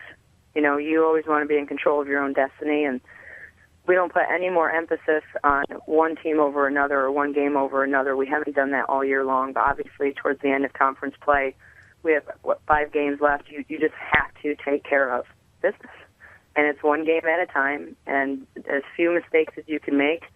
Not dropping one would be really helpful. The better, but it's that's what makes this game fun, and every team is so competitive, and for the 3 of us, here we go again, we're in a 3-way tie. It's focus on us alone, and what we need to do to keep moving forward. You mentioned the 5 games left. Of course, 3 of those 5 will be on the road. You'll be on the road against Capital, then home against Baldwin Wallace, on the road against Marietta and Mount Union, before returning home against Muskegum. So you got a little bit of a road warrior situation here to try and thus lock up home court advantage, if you can. How important is it to come to DeCarlo, make sure this tournament comes through the DeCarlo Varsity Center when you have that opportunity? Yeah, playing. 3 of the last 5 games being on the road certainly has me watching a lot more film. And road games are just. Wins are hard to come by as it is, but on the road it's just so difficult. Certainly we want home court advantage, but I'll tell you what, we're just trying to think about how to get Cap this weekend. It's I don't count Cap out of anything, because last year they came out of nowhere and won the conference tournament. Dixie Jefferson's a great coach, 600-plus wins. Yeah. So I would love to be able to think about home court advantage, but I just have Cap on the brain at the moment. I can understand that, certainly. Let's talk about just a little bit of the success of this program. It's interesting. You're a Syracuse native, so you're used to snow. Then you went to South Carolina, probably for a little bit of the more warmer weather where you played. And now, of course, you're back into the snow and in the Cleveland area. And you've made an immediate impact, if I'm not obviously second season. 7 total losses so far, 22-5 last year. Did you expect to have that big an impact with this program this quickly and have this Blue Streak squad maybe stealing headlines from the men in a little bit, and at the same time, making some incredible strides in such a quick amount of time? Well, I don't know if you've ever spoken with Mike Moran, but you don't ever steal the spotlight from him. He's yes. He's a character, but I don't think it's me that's impactful. We had the Player of the Year in the conference last year, and our senior Missy Spahar her younger sister, Caitlin, was freshman of the year. Caitlin's having a great year this year, and I think a lot of it is just timing. I didn't have any expectations coming into this job except for just working, applying what I know, and trying to find a system that best fits our players. And I have a great staff, and the kids are just, they bought in. So I'm happy. I'm certainly happy that this is the effect that we had as opposed to the opposite end of the spectrum. You're downplaying Caitlin's season this year, in my opinion. She's got nearly 20 points a game, averaging 6 rebounds a game, 52 steals, 48 assists, certainly and 15 blocks. Beth Switzler right behind her, 13.2 points a game, 9.4 rebounds a game. Megan Weber, 11-plus points a game, 6 rebounds a game. And then Emily Taylor, 10 points a game. Of course, she's your assist key. She's got 63 assists on this season with 29 steals. So it's interesting, certainly, that rebounding and scoring double threat in the sense of Spar, Switzer, and Weber. And then you got Taylor, who's providing just that extra little bit of worry, as it were, from the outside. You definitely have that inside presence down. And we should point out, Spare will go outside and shoot, too. And she's a 35% outside shooter. That's where she's getting a lot of her points, but she's not afraid to get inside either. Yeah, I mean, her versatility makes her a really hard matchup, and as you're saying, those stats, that's what I mean. The players are playing well. We try to, as a staff, prepare them and get them ready in practice and let the games, they coach themselves, and they're just playing well. Switzler is at 5'9" in the post, basically averaging a double-double. What she does on the rebounding end for us is unbelievable, and it really gets us going. And that's really a selfless area of the game that not a lot of people like to do, but she just loves to board.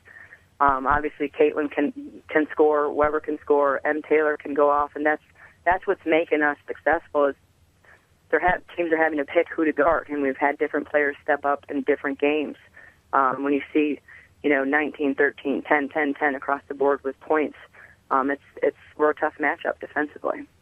What does jump out at me, though, is besides, we talk about Spare and how well she's playing as a sophomore, the other three we talked about were seniors.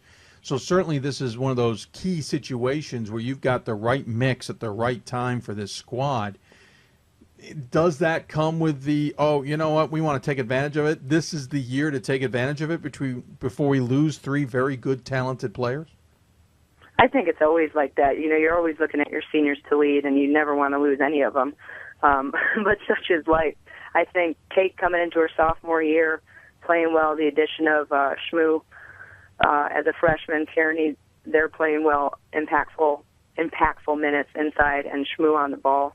It's definitely timing and putting the pieces of the puzzle together with recruiting, trying to get the right fit. The missing pieces, that one part that's going to add to the whole big picture of what's going to make us successful. But we're certainly trying to take advantage of our senior play and how they complement Spahar and how she complements them for sure.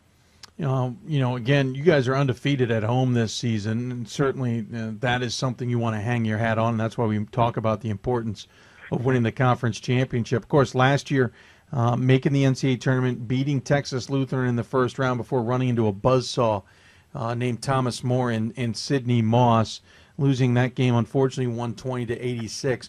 Is there anything that from last year's finish that you're still using is either a catalyst, motivation, or just a life lesson that you guys are using now? Or is that season now so far in the rearview mirror that it's just what's going on now?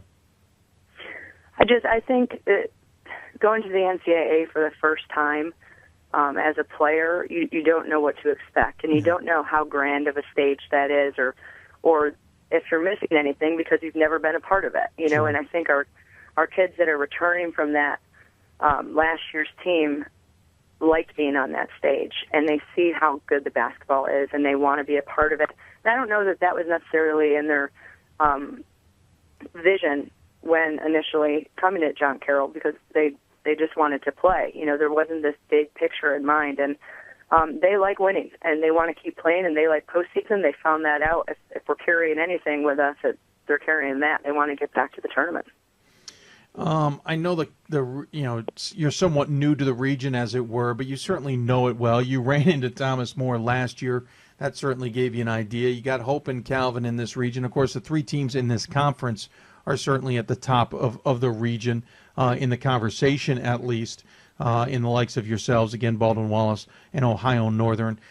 You've got other teams that are playing well in this region, like DePaul. How do you, and granted, I'm kind of putting you guys a little bit on the spot here. How do you see regional rankings maybe coming out next week? Do you have any sense of where you guys may be positioned and what that may mean in the closing weeks of the season? I know we'd rather be closer to the top than the bottom, yes. But like you said, you got Hope, DePaul, Calvin, Thomas More. It's a heavy packed region of heavy hitters, so to speak, and that's what I'm saying. We want to be in control of our own destiny. We know that it comes down to those regional rankings when getting picked for the tournament. So we have to close out strong and make sure that there's no quote bad losses or just in comparison and not have to think about another team having to lose for us to be able to go to the tournament. So I don't know where we would fall. I would like to think we're somewhere up top, but that's a system I'm still learning. Sure. Well, it's a system we're all learning, and we've been covering it for a long time. So welcome to the crowd. Okay. Don't worry. We might have more experience with it. Doesn't mean we aren't still surprised when regional rankings come out. Coach, I appreciate you taking the time to join us. You mentioned you're poring over videotape and trying to get ready for those games ahead. What do you hope your team is doing, not necessarily on the practice court where you can see them, but I mean outside of that? What do you hope that is going through their heads or what they may be doing to prepare for the last five? They just need to stay loose and not put pressure on themselves. The season, it's long. You have to have physical endurance, but you also have to have mental and emotional endurance and just keep themselves in check. You can't get too tight. You can't keep thinking 5 steps ahead. It's really got to be that day-to-day mentality of how can I win today? And it is in practice, and it is as being a teammate, a good friend. And they're great about it. I've got great captains, strong internal leadership. It makes my job a lot easier. Well, it's certainly been an impressive season. Been an impressive 2 seasons, really. 11-2 in conference, and of course 18-2 overall with 5 games left. I appreciate you taking the time to come on the show. As always, we give the coach the final word. Any final thoughts you'd like to share with those who may be watching? No, Dave, I just want to thank you for covering women's basketball and for what you do for D3, and always enjoy talking to you. Well, thank you, Coach. Take care of yourselves and have a good rest of the season. Okay, you too. Coach Marone joining us here on Hoopsville. As we mentioned, 18-2 overall. Got that game against Capital coming up here on the road this weekend. Baldwin Wallace still ahead. Big key game at the top of the conference. Marietta Mount Union Muskegum to close out the regular season. For the Blue Streaks in University Heights, Ohio, right outside of Cleveland. Speaking of another town that got buried. So that's your Great Lakes region. Thanks also to Lenny Reich for joining us, talking about the men's side of things. Going to take another break. When we come back, we'll keep up the women's basketball theme, as it were. We're going to jump out, though, to Minnesota and talk about the Bethl Royals. You're listening to Hoopsville, presented by D3Hoops.com and the National Association of Basketball Coaches. If you have any questions for us, tweet us at D3Hoopsville or hashtag Hoopsville. Email us, hoopsville at D3Hoops.com. Or on Facebook at Facebook.com/Hoopsville. More Hoopsville right after this.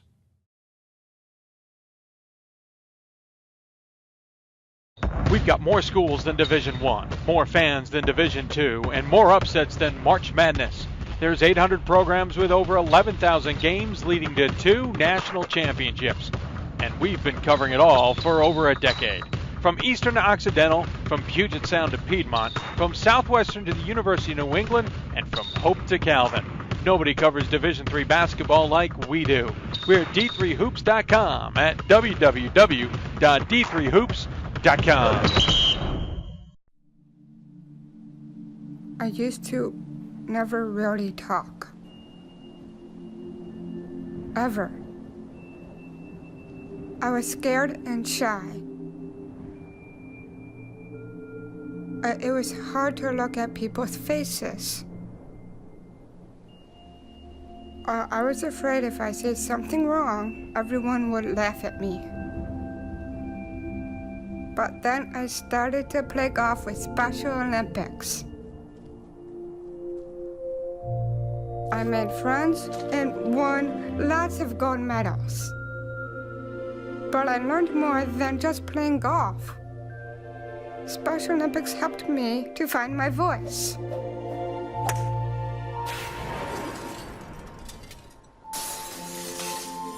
And now everyone else is speechless. And welcome back to Hoopsville, everybody. Hope you are enjoying the show here on Thursday, February 5th, as we are well into February, obviously. And I say well into. It certainly feels that way at this point in the season.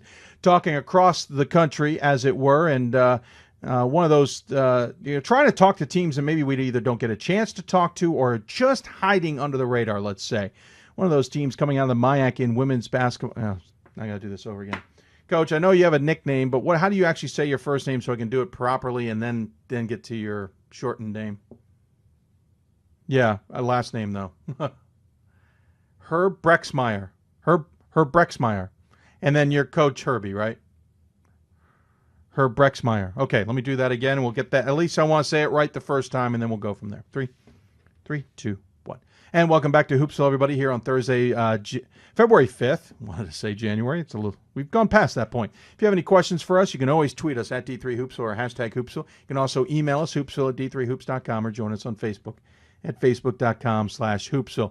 A lot of point this time of the season, I'd like trying talking to teams who are maybe just under the radar, or maybe those teams that nobody's paying attention to are going to be the ones you want to be paying attention to by the end of the month, or maybe showing up in regional rankings in a week. However the case may be, this is that time of year I enjoy trying to find and hunt down teams that we're not normally talking to. And on the women's basketball side, in the West region, there's certainly one team I've had my eye on, and that's the Bethl Royals. And joining us on the Hoopsville Skype to talk about his 16-4 squad is Coach John Brexmeyer, or better known as Coach Herbie. Coach, welcome to Hoopsville, sir. Thanks, Dave. Appreciate it. Absolutely. Appreciate you taking the time. Listen, terrific season so far. 16-4 overall, 10-3 in a rather headline-dominated MIAC, and not necessarily for you guys, but for others. We'll talk about that in a bit. Your 4 losses kind of grouped together. Lost one to St. Catherine back in the beginning of December. Lost one to non-Division III Ashford in the middle of December, and then had a rough start to January with St. Benedict and Concordia Moorhead tripping you up. But you have been on a roll since then, including the rematch, as it were, against St. Catherine. How's this team doing? How do you like what you're seeing? Or are you, like every other coach, you're still trying to get it to work out right? Well, Dave, I feel great about where we are. Obviously, I'm a coach, so there's obviously things I want us to do better. But I really like how we're defending. I like our energy level we've had throughout January since the 2 losses back-to-back to St. Ben's and Concordia. And I just really like how our junior and senior leadership has come together and led this team. And from that point of those 2 losses, we've really played good basketball. And of course, you're flying under the radar because obviously the MIAC is dominated by St. Thomas, but you're sitting right behind them. Yes, it's 3 games back, but that's significant if you can try and avoid St. Thomas as long as you possibly can. You've also got a 2-game lead on St. Mary's of Minnesota, 2 games on Gustavus Adolphus and Concordia Moorhead, 3 games on St. Benedict.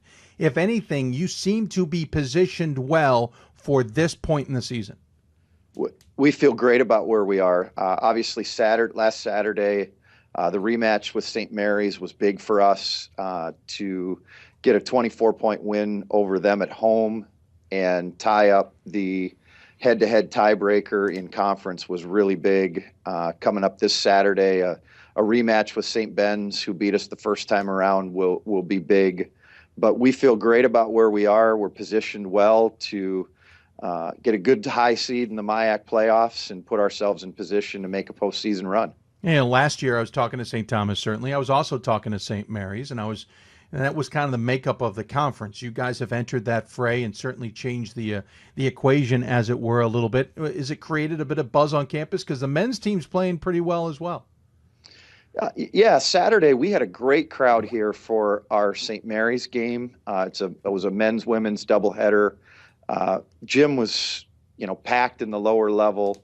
Obviously, the balcony wasn't packed, but it was a great crowd. People seemed to be getting excited. Unfortunately, last night, broomball is big in Minnesota, and the broomball playoffs were last night. Ooh. So pretty sparse crowd last night. But So unfortunately, sometimes you just have to lose out on those situations, right? You got to understand your crowd. Well, women's basketball loses out to broomball in Minnesota. Well, hey, listen, last year you guys losing the semifinals to St. Mary's, who you were talking about, getting the win against back on last Saturday. And looking ahead, you've got St. Thomas still on this schedule. The game will be at home, second to last in the regular season schedule. Listen, chances of catching them unless they absolutely implode are probably out the window. We'll be blunt about that. But it would be a good confidence booster if you can play well in that game. I know you're not looking past St. Benedict. I know you're not necessarily looking past McAllister. But how important is that St. Thomas game coming up? Well, I think it's important from the standpoint of the region goes. We've put ourselves in a good position, I think, to potentially be ranked next week when the regional rankings come out for the first time.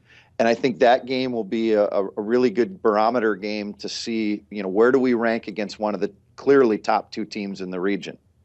Well, what's really interesting, too, is this is the only time you guys are facing them in your offset schedule in the MIAC, which is semi-new. I don't want to say it's absolutely new, but so it's fascinating that this is your only chance to see the Tommies and them to see the Royals, especially to be the second to last game of the season. That's an interesting position for this game. It's just the way things worked out. We're only playing basically a round plus a little more than a half. So there's 4 teams you only see once. And that St. Thomas game was one of those games. And just the way it was positioned is second to last game on the schedule. When it came out, Ruth's a good friend of mine, the head coach at St. Thomas. We immediately got on the phone and we were like, that game could be a really big game. and that's the way it's shaping up. Even though I don't, unless you're right, unless they completely implode, we're not going to catch them.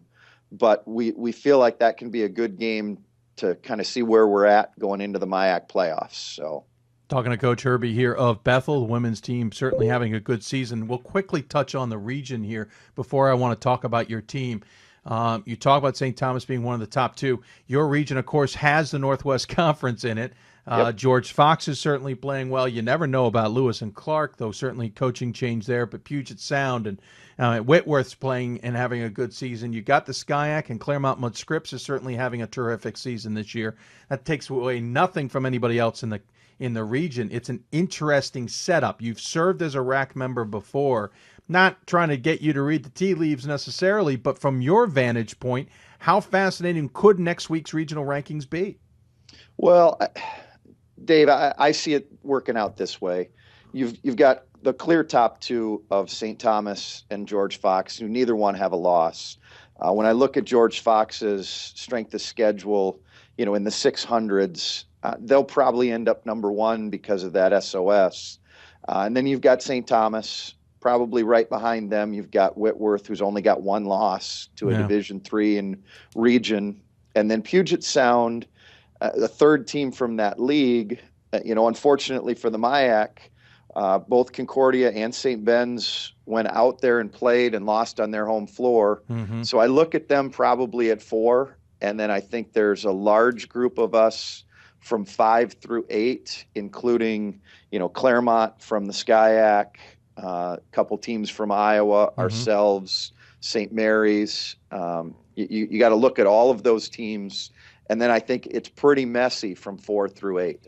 As a result, that probably understood already, the chances of being positioned for an at-large bid could be interesting because the teams you mentioned ahead of you, really only one of them may be left on the board after AQs are all said and done, barring a number of upsets. So you really want to kind of position yourself, even if it is 5, 6, 7, 8 spot, as best as possible there. And that's what we've, ever since the loss to Concordia, the reality, I just told my team, I came in and said, the regular season is probably dead. We are playing now to position ourselves for the MIAC playoffs and to potentially get an at-large bid. We need to be the second team in the MIAC to give ourselves the best opportunity at an at-large if we don't win the MIAC playoff. Interesting point of view. Certainly blunt. I like that from a coach versus the usual coach speak. Speaking of your team, this is certainly a senior-led team. You have a number of seniors on it, but you also have a lot of juniors on this squad. This is a team that is outscoring its opponent by 12 points a game. You're only allowing 55 points. It's certainly something to applaud, as it were. You're led by a junior, though, and your senior, Rachel Parupski. I'm sorry, I tried to add a extra letter in there. Rachel's nearly 14 points a game. Callie Zimmerman, 13 points a game. They certainly seem to be your catalyst. And, of course, Zimmerman's a sophomore. So while you've got all this senior leadership, your two top threats are underclassmen. They are. And that inside game really creates opportunities for us. It's created a lot of opportunities for our perimeters. Our perimeters just get a lot of space to do things. In the past, we've been more of a slow down team. This year, we're trying to run a little bit more because last year, second half of the year, teams just packed the paint on us. And if we didn't make outside shots, offense was hard to come by, even as good as Callie and Rachel are. So this year, we've kind of opened up the floor a little bit more. We're moving the ball up and down. And we've got a number of our guards who are stepping up. We've got a couple junior guards, Hannah Niewald and Sid Schultz, who are also, I think, right around double figures when you look at conference numbers. And that's really been the difference for us, is how well those two and a number of other kids off our bench have played to give us better balance than we've had. You say conference numbers. I look at conference numbers. Sid, 10 points a game. Hannah at nearly 10 points a game, as you point out. Back to the other two, though, in Rachel and Callie. Of course, Rachel stands 6'2", Callie's 5'9". They're both hauling in 7 rebounds a game, so that's 14 boards right there that those two are taking up. I find it interesting that you're going up pace. Not that 6'2" can't run. I used to be able to run, but I'm a little bit different than that.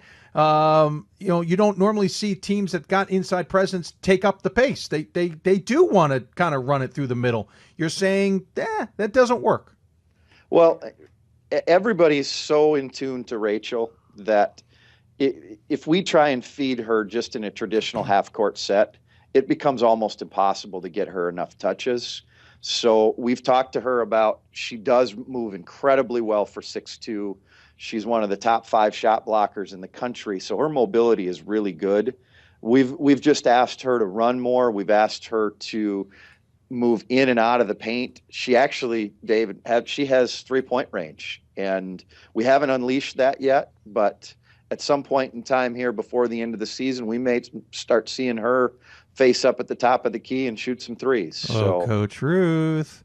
Well, I did notice that one of them is 0 for 0. I think it was Rachel, and I saw Callie was 2 for 16 or something along those lines from beyond the arc. You're telling me that's more of a threat than the stats allow?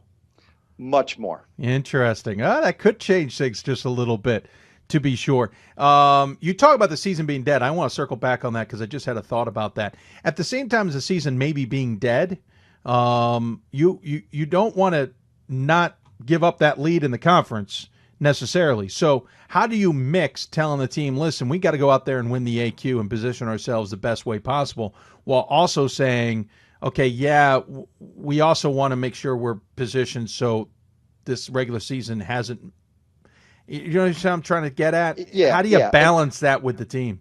Well, I think you're misunderstanding what my message to the team was. Perfect. That they were playing with a really high level of tension. They felt like they were one of the co-favorites to win the league. They really wanted St. Thomas at the end of the year. We felt like frankly, we felt a little disrespected in the preseason poll. We felt like we had the second best group of talent back, and they picked us 4th. And, we're not at all surprised to be sitting second in a really rigorous MIAC. But when we lost that 3rd game and St. Thomas didn't have a loss yet, in order to relieve some of the pressure I felt like the kids were feeling to try and be regular season conference champs, I just said, quit thinking about that. St. Thomas probably isn't going to lose 3 games. We just need to go concentrate on the process of being the best team we can be and play to position ourselves for the conference playoff and to potentially get an at-large bid if we don't win that conference playoff. And the best way to do that is we've got to make sure that we finish second, and we've got to, win the games we should win. And I don't know how closely you looked at our schedule, but we were in the middle of 12 out of 14 on the road when we lost those 2 games. And, that's a tough stretch. The road is difficult for anybody, but when you're on the road that long, it wears on you. Well, especially that trip to Southern California, though. I don't know really how much that wears on people. It's a beautiful Southern California. Not much rain in the forecast these days. I say that tongue in cheek, certainly. But Coach, you should fire whoever put that schedule together. Well, that would be me. Yeah, I know. Well, the trip to California was great. We really were excited to go out there. Unfortunately, and I don't mean any disrespect to Redlands or Chapman, but we thought those would be bigger games within the region than they were. Chapman having had such a great year the year before and being in the tournament, we thought, we're going to play an NCAA caliber opponent there. And they're still a quality team. They're just not, they just haven't won quite as many games this year. I think some of that's a product of schedule, and they're a much younger team this year than they were a year ago. So, we went out there to play a couple of the better teams in the SCIAC, and, those games were good games for us, but the trip took a lot out of us. Sure. No, I can totally understand. Coach, I appreciate you coming on the show. You're obviously on a roll right now, and winning of 8 straight so far, leading into your game against St. Benedict coming up on Saturday. Obviously, for the next 5 being at home will certainly be a benefit for you guys as well. As always, though, we give the coach the final word. Any final thoughts you'd like to share with those who may be watching? Dave, I just want to thank you for all you're doing for Division III women's basketball. I as a product of Division III myself, as a player, I think it's great this sort of thing exists. It was not around in my day as a player. So the ability to really talk basketball and talk about, how well the Division III athletes are playing a great game is awesome. Thanks for what you do. Well, thank you, Coach. I appreciate you coming on the show. Good luck the rest of the season. Certainly have my eye on the St. Thomas game, but I know right now you got the game on St. Benedict on your mind. Take care. I'd say enjoy the weather, but I think you guys are having a tame winter compared to the rest. It's about 6 degrees today. Oh, okay. So it's mild. It's definitely mild, at least compared to last year. Coach, thanks so much. Take care of yourself. We'll look forward to chatting with you down the road. Thank you. Appreciate it. No problem. John Herb Brexmeyer, or better known as Coach Herbie, joining us here on this show. We're going to take another break. When we come back, more Hoopsville. If you have questions for us, tweet us at D3Hoopsville or hashtag Hoopsville. Email us hoopsville@d3hoops.com or on Facebook at facebook.com/Hoopsville. You're listening to Hoopsville, presented by D3Hoops.com and the National Association of Basketball Coaches. More Hoopsville right after this. Division III allows you to be able to give yourself to other things, not even just participate in them, but really get involved with them if you want to. There's a lot of interaction. It's not just sitting back, taking notes. You're actually doing hands-on things and better preparing yourself for your major. Choosing a Division III school, I've had the opportunity to develop my leadership skills and to be more involved on campus. Division III in athletics, affords students the opportunity not only to participate in intercollegiate athletics at a competitive level, but also gives them the opportunity to, engage in the other interests in their campus and in their lives outside of that sport and outside of the academics on the campus. And to have opportunity to have time to join clubs and being able to play basketball, it allows you to just be able to do everything you want to do. I wouldn't change it for the world.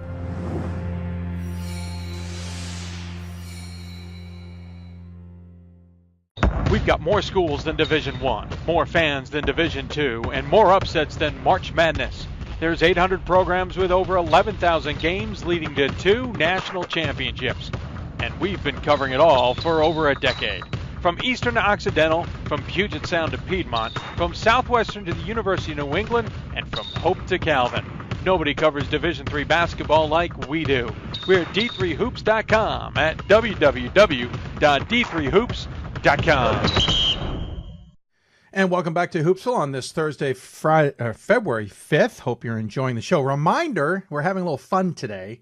If you can spot 3 major differences in the show, in our backdrop, whatever it is, 3 major differences in the setup or in what you're looking at, The first 3 to get me each individual one will get a free T-shirt from us. So, again, if you want to pick out one, or you pick out 2, or you pick out all 3, that's fine. Each one gets it. But once one item has been picked, we got to go to something else. So maybe it behoove you to find all 3. First 3 people, Twitter, email are the ways to do it, at D3Hoopsville or hashtag Hoopsville. Email us, hoopsville@d3hoops.com. You can even join us on Facebook at facebook.com/Hoopsville. Talking a little bit under the radar today, as we've talked a lot. Certainly a couple of teams that have been under the radar are top 25 ranked. That doesn't mean they're necessarily on anybody's radar, but that certainly doesn't mean we only talk to top 25 teams. As Bethl women, as we just got done talking to, would be a testament of that. Well, one of those other teams that is certainly under the radar, as it were, is in one of the other regions we talk about on Thursdays. You may not think of them as an East Region team, but as of this year, they are an East Region team. And joining us from the East Region, as it were, in the NEAC and Lancaster Bible is their head coach, Marshall Tagg, and joins us via Skype. Coach, welcome to Hoopsville. Thanks, Dave. Appreciate it. Thanks for everything you do for Division III basketball hoops, and thanks for the time tonight. Appreciate it. I appreciate it. Thank you for coming on. Listen, team is under the radar, let's be honest, because the NEAC tends to be under the radar. Yeah. Team is 16-2 overall. You're 10-1 in conference action. You rattled off 15 straight games after losing the opener to Messiah, beating the likes of Elizabethtown and Eastern.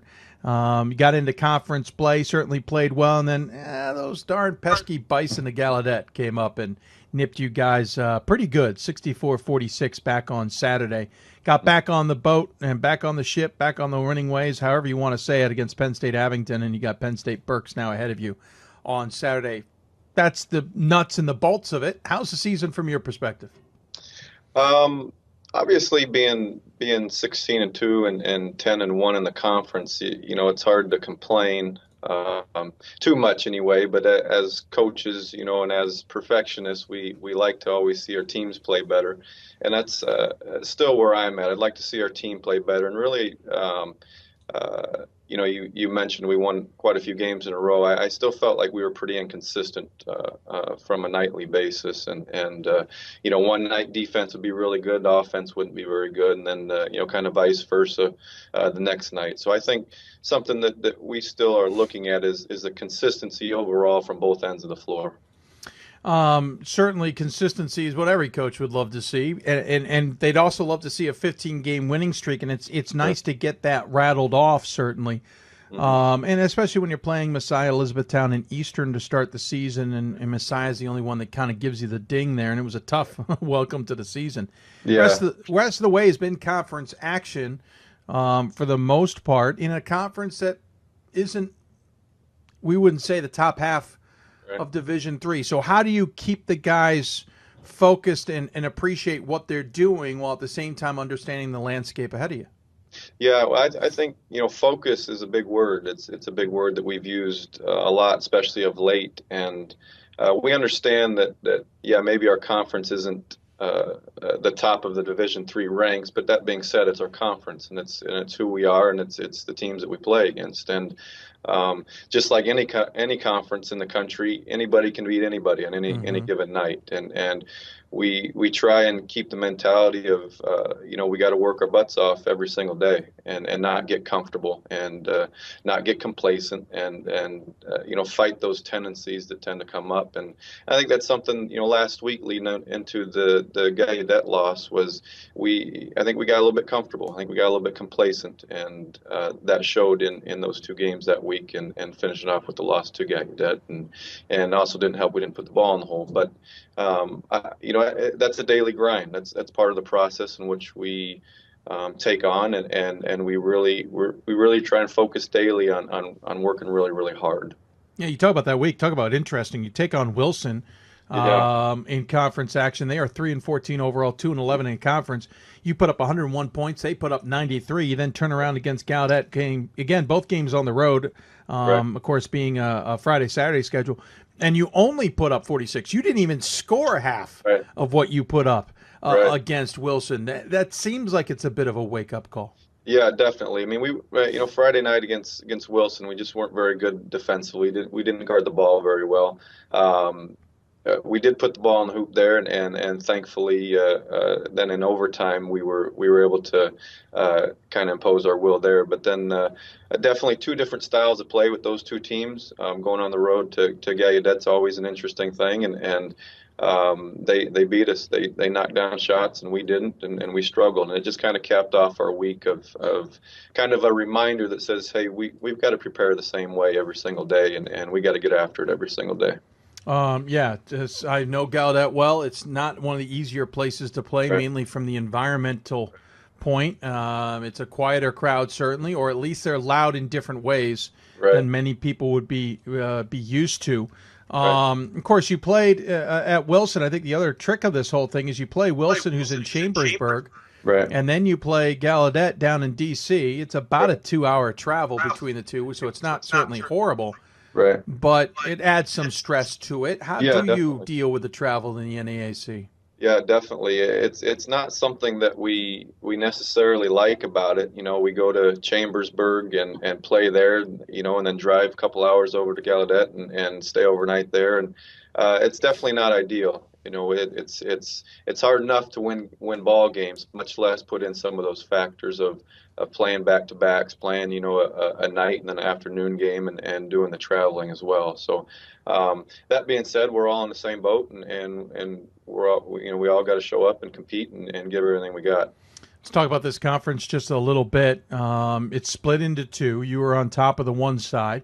Right. 2-game lead on Gallaudet. You're 10-1. They're 9-3, and then Penn State Abingdon is 6-5. On the other side, it's Keuka at 7-3, and SUNY Cobleskill at 7-3, with Casanova at 6-5. Tell everybody just an idea of this conference. Again, it's all in the East region now, which certainly changes that landscape just a little bit of how you'd be regionally ranked, should you be regionally ranked. Right. But how much? Explain to everybody how this conference does end up determining its conference champion in AQ. Right. Yeah. Well, you know what? Basically, we kind of have an understanding that we need to win the conference to go to the tournament, and that's our goal, and that's what we set out for. Obviously, like you said, we're split into two divisions, the North and the South, and I think there's very capable teams in both divisions. And in a couple of weeks when we go to the playoff. We'll have, I would venture to guess, those teams that you mentioned are going to be there. And like I said earlier, anybody can beat anybody. And we go into it with the expectation that we need to win to move on and get to the tournament. Remind everybody, it's a couple teams from the top of each division, correct? Right. Correct. And then you guys are seated up and face off. And everyone may forget, this is the conference of Morrisville State, who in the last couple of years has certainly made a big impact in the NCAA tournament. Nothing against them, even if they were to somehow get themselves into the conference tournament. They're 6-12 right now, and probably not part of this equation. But that doesn't mean there isn't a good basketball team like maybe yourselves who could make a stand in March. Right. No, I would agree. And Morrisville is, they won the conference tournament the last 3 years. Last year, having a great team of a really solid group of seniors, and they go to the tournament and go to the Elite Eight. And they ended up winning the conference tournament. We won the regular season at 16-2, and we felt like we were the better team. Excuse me, and we could have done some damage just like they did. But we understand that where our conference is at, that there may be nationally anyway, not the respect there, and that's the way it is, and that's okay. We go into it with the expectations that we need to win that tournament. Listen, a couple of years ago, you guys were 4-22. Yeah. And of course, you turn around to be 22-9 last season. And you're currently 16-2. It's not that long ago when I made an argument that certainly angered the Diplomats fans of Franklin and Marshall when I talked about them being overrated, and they said, well, we have played away from our place. We've won on the road. Well, yeah, you went 10 minutes down the road to Lancaster Bible and beat up a pretty subpar team. Well, now you're not necessarily that subpar team. Certainly you guys have gone out there and won, and now you've challenged yourself a little bit in non-conference play as well. What was the switch? What was the turnaround, as it were, for you guys all of a sudden to, jump from being a 4-22, barely even talk about the Chargers type team to a 16-2, 22-9 squad that at least garners some attention. Yeah. I think there's several key things that went into that, and of course, 3 years ago, I took over as the head coach of the program here, and we struggled that first year, and really in being hired in that process, there were some key things that needed to take place, and one of those things that needed to take place, the biggest thing was the culture of our team, and the culture of our team really needed to change. We needed to change on the court, obviously, but we needed to change off the court as well, in the classroom and in our school community. We needed to be a team that was known for having good guys, likable guys that got the job done in the classroom, and we needed to be a team that we could all be proud of. And I think first and foremost that was top priority for me, and getting good character guys here that really could embrace, our community could embrace those guys. And I think that leading up to that, then we needed better players. And you can't win with games without good players. So there were some guys that we were able to get here that their on the court play was really, really good, but then their off the court leadership was priceless and has been priceless. And so there was a culture shift in that way. And then I would say the other big thing was just overall with our mindset of work and work habits and our strength conditioning as well. Really put into place a strength conditioning program that forced these guys to work really hard, and we started to develop a culture that said no matter what, we're going to work hard day in and day out. So I think in the culture shift, you need good guys, good character guys. You need the leadership on and off the court, and then you need to be able to work hard. And I think those are the things that really have made the difference for us. Talking to Marshall Tagg here, Lancaster Bible men's basketball coach. And Coach, you talk about changing the culture just a little bit. I'm very impressed with the roster, only because this is a school of what, 700 people, student athletes, and you got a number from Phoenix, Arizona, Gilbert, Arizona, certainly in the immediate area of Pennsylvania, Maryland, and Delaware. But you also have one. Where was the other one I picked up? Colorado, from Castle Rock, Colorado. You pull in even from New York State. What's the attraction to Lancaster Bible? I can make assumptions based on the name, but I can't also imagine somebody from Phoenix, Arizona, let alone 4, who say, yeah, Lancaster, Pennsylvania seems like a cool place to hang out and play basketball.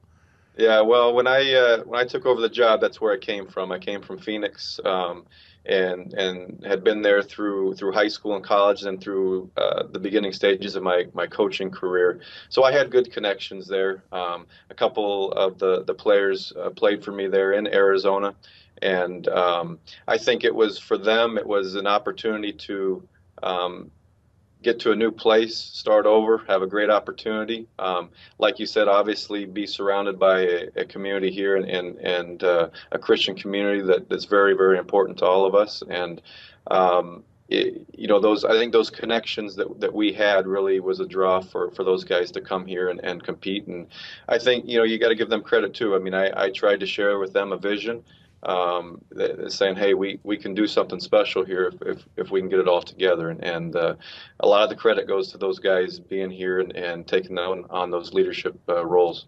Yeah, thank you for helping lead me down that road, as you were from Arizona Christian University prior, previously known as Southwestern Christian. So thus that begs the question. Obviously the Christian angle is there, but let's be honest, there's a lot of Christian institutions you can go to. So how do you go from Phoenix, Arizona to Lancaster, Pennsylvania?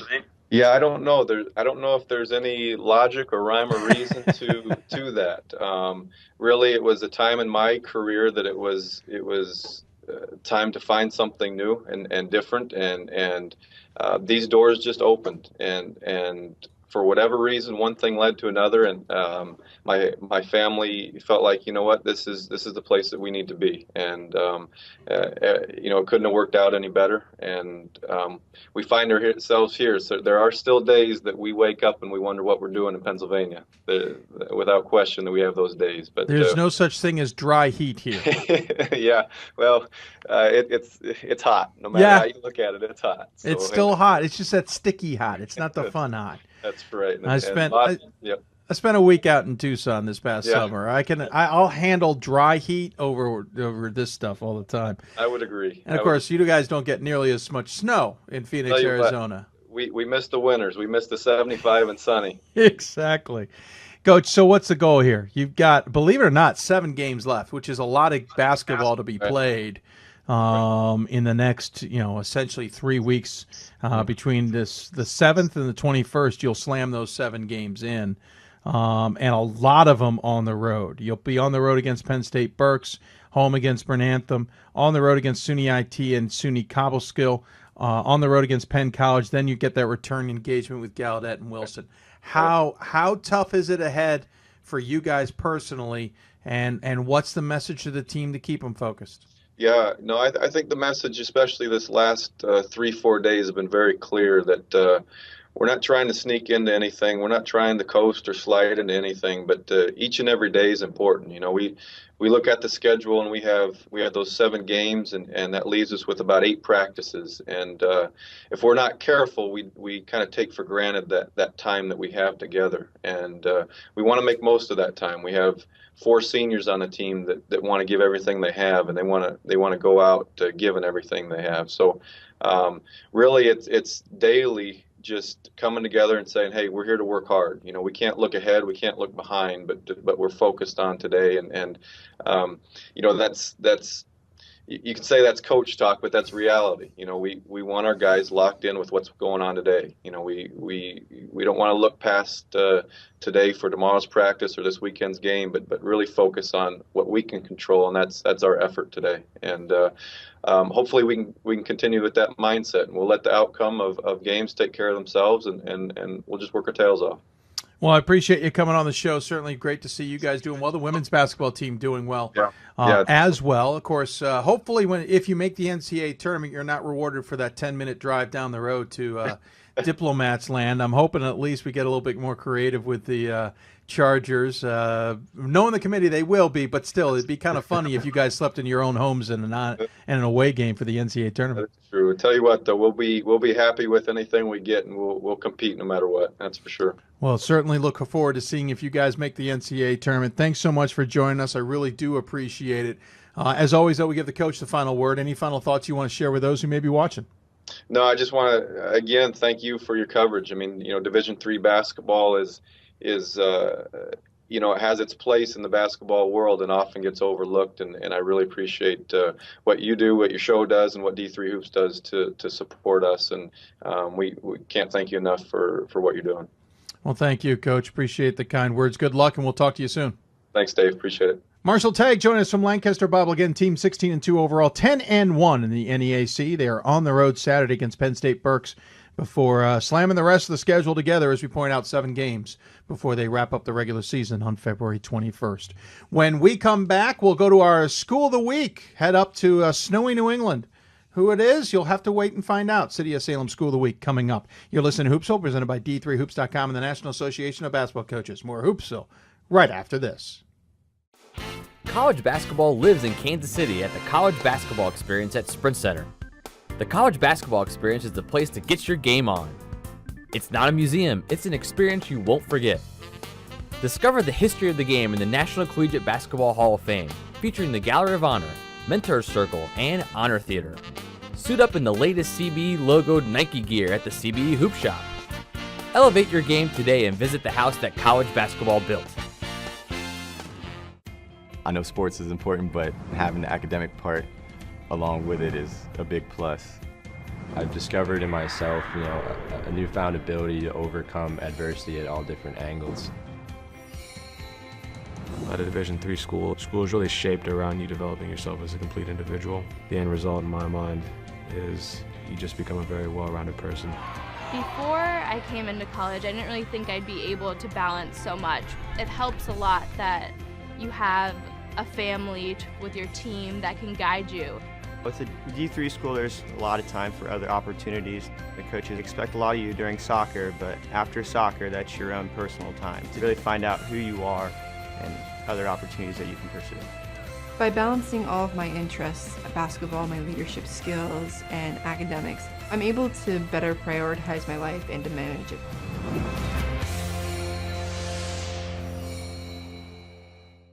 Welcome back to the Hoopsville show here on Thursday, February 5th. Hope you're enjoying the show. Mix and match of recorded and non-recorded segments, so you certainly hope you've been enjoying the full length of the show. This is our last interview segment of the show coming up here. Don't forget, coming up next, after this, we'll have our Ask Dave segment. Something new we're trying. You certainly seem to get some traction with it with the Hoopsville Marathon last week. Got a little traction with it this past week on Sunday's show as well. So if you have questions about your team, about your conference, I will give you my opinion on it. I'm not telling you you've got the right answer, but I'll certainly give you my opinion on what you think. Heck, we had a coach call in on the Hoopsville Marathon a week ago asking me what rule changes I thought we should implement, and to be honest with you, only got to about half of what I thought we should implement. In the meantime, as we have throughout the show, we've been talking to schools we don't normally talk to, or this is that time of year where a school might be hiding under the radar. That may be a team you're talking about by the end of the month. And of course, that's always when we like to have our School of the Week. Of course, School of the Week presented by City of Salem, hosting the Division III Men's Basketball Championship yet again in Salem at the Salem Civic Center coming up here at the third weekend of March. If you'd like to go, even if your team is not in it, I encourage you to do so. You can get tickets via the City of Salem. We'll have more information on Twitter, et cetera, et cetera. Our School of the Week this week is one of those schools that certainly it may be catching a few people by surprise. If you listened to our show last week on the marathon, Mitch Oliver from the GNAC certainly talked about them. That's because they've had some success recently, including a big win over Johnson and Wales to stay in the race at the top of the conference. And so joining us from Anna Maria is Coach Sean Conrad. Coach, welcome to Hoopsville, sir. Pleasure to be here, Dave. Thank you very much for getting in touch. Absolutely. Joining us via Skype, which is a great little twist to our year. We appreciate it. Of course, you're coming off of a tough loss. I'm terribly sorry about that. 77-73 on the road at Norwich on a bit of a haul yesterday. Yeah, the Hoopsville jinx. Team of the week jinx hit us. And, you know, they used to be the old Sports Illustrated cover jinx. We got the Hoopsville Team of the Week. I was notified of that this morning. I'm like, that's great. We went to Norwich and got beat last night. And see, people sometimes wonder why I hesitate booking my guests in advance. It's because I don't want the jinx to come up into conversation. I do want to point out that Johns Hopkins and Stevenson women are still playing pretty good basketball right now. I haven't been on the show, but you're right. Occasionally, I do get a school in there that takes a hit. I apologize, Coach, for the jinx. Quite okay. It was had a heck of a lot more to do with what we did, and specifically with what Norwich did. So, kudos to them. You know, it's you know, life on the road. Yes. Doesn't matter what level, what division, you know, and every time we go on the road, our guys would be able to tell you that I throw the simple words, road wins are precious. And, you know, it's I don't care what level or what division you're in, what conference you're in. It's a very, very, anytime you can get on the bus on the road with a win, I think that's a feather in your cap. So, you know, I mean, I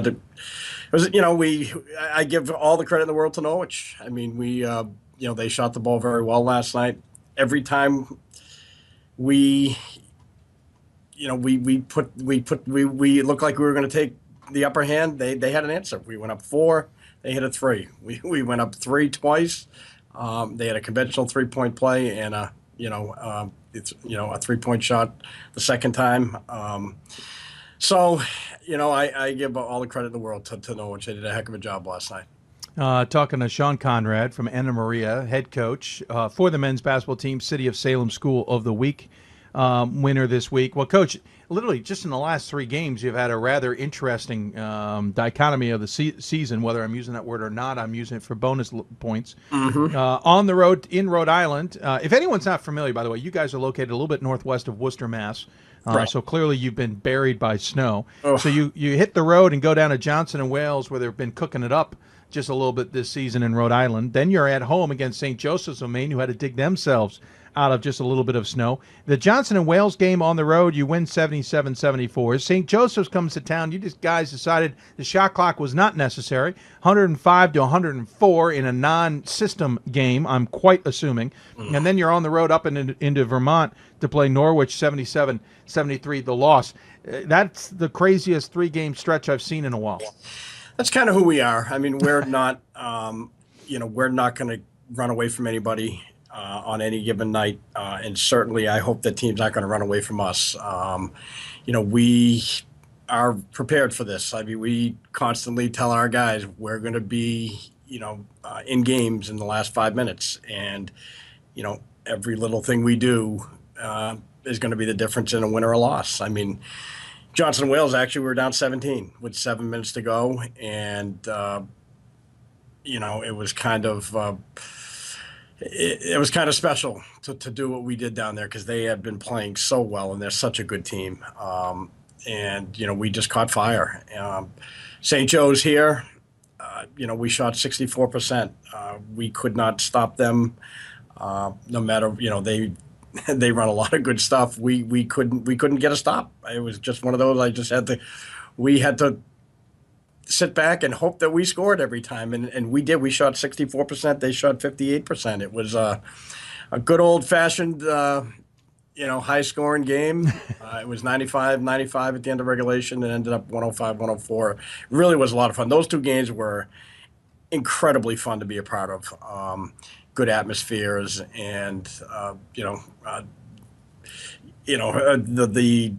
the emotion that was involved in coming back from 17 down at Johnson and Wales, and then to be able to withstand the incredible shooting, specifically of Steve Simons at St. Joe's, but the entire team. They shot 58%, and last night, quite honestly, again, we were up 13, got a little sloppy. And, when you're on the road and, you allow a team to hang with you, not that we're, by any stretch a team that's not easy to hang with. I mean, we're not great, but we need to dig for everything that we get. And, they came back, and it stayed nip and tuck. It's been it's been great. It's fun to coach. It's fun to be part of competitive games like that. Talking to Sean Conrad, men's basketball coach at Anna Maria, and Coach, I think the thing that jumps out at me too is the fact you've had literally the tale of two seasons. You start the season losing 7 of your 8 games in a span of 9. You got to win over Southern Maine, then you took a 3-game loss. Amherst was included in that, and you played Amherst pretty tight, obviously. I think that might have been the first sign of people that Amherst maybe was not going to be as good as many people thought. Not a knock on you guys, just I think a lot of people thought that was going to be a bigger spread. Yep. You got the win over Clark, then Albertus Magnus beat you by 16. That started a 4-game slide against Suffolk and Wheaton, Mass, and University of New England all played at Wesleyan.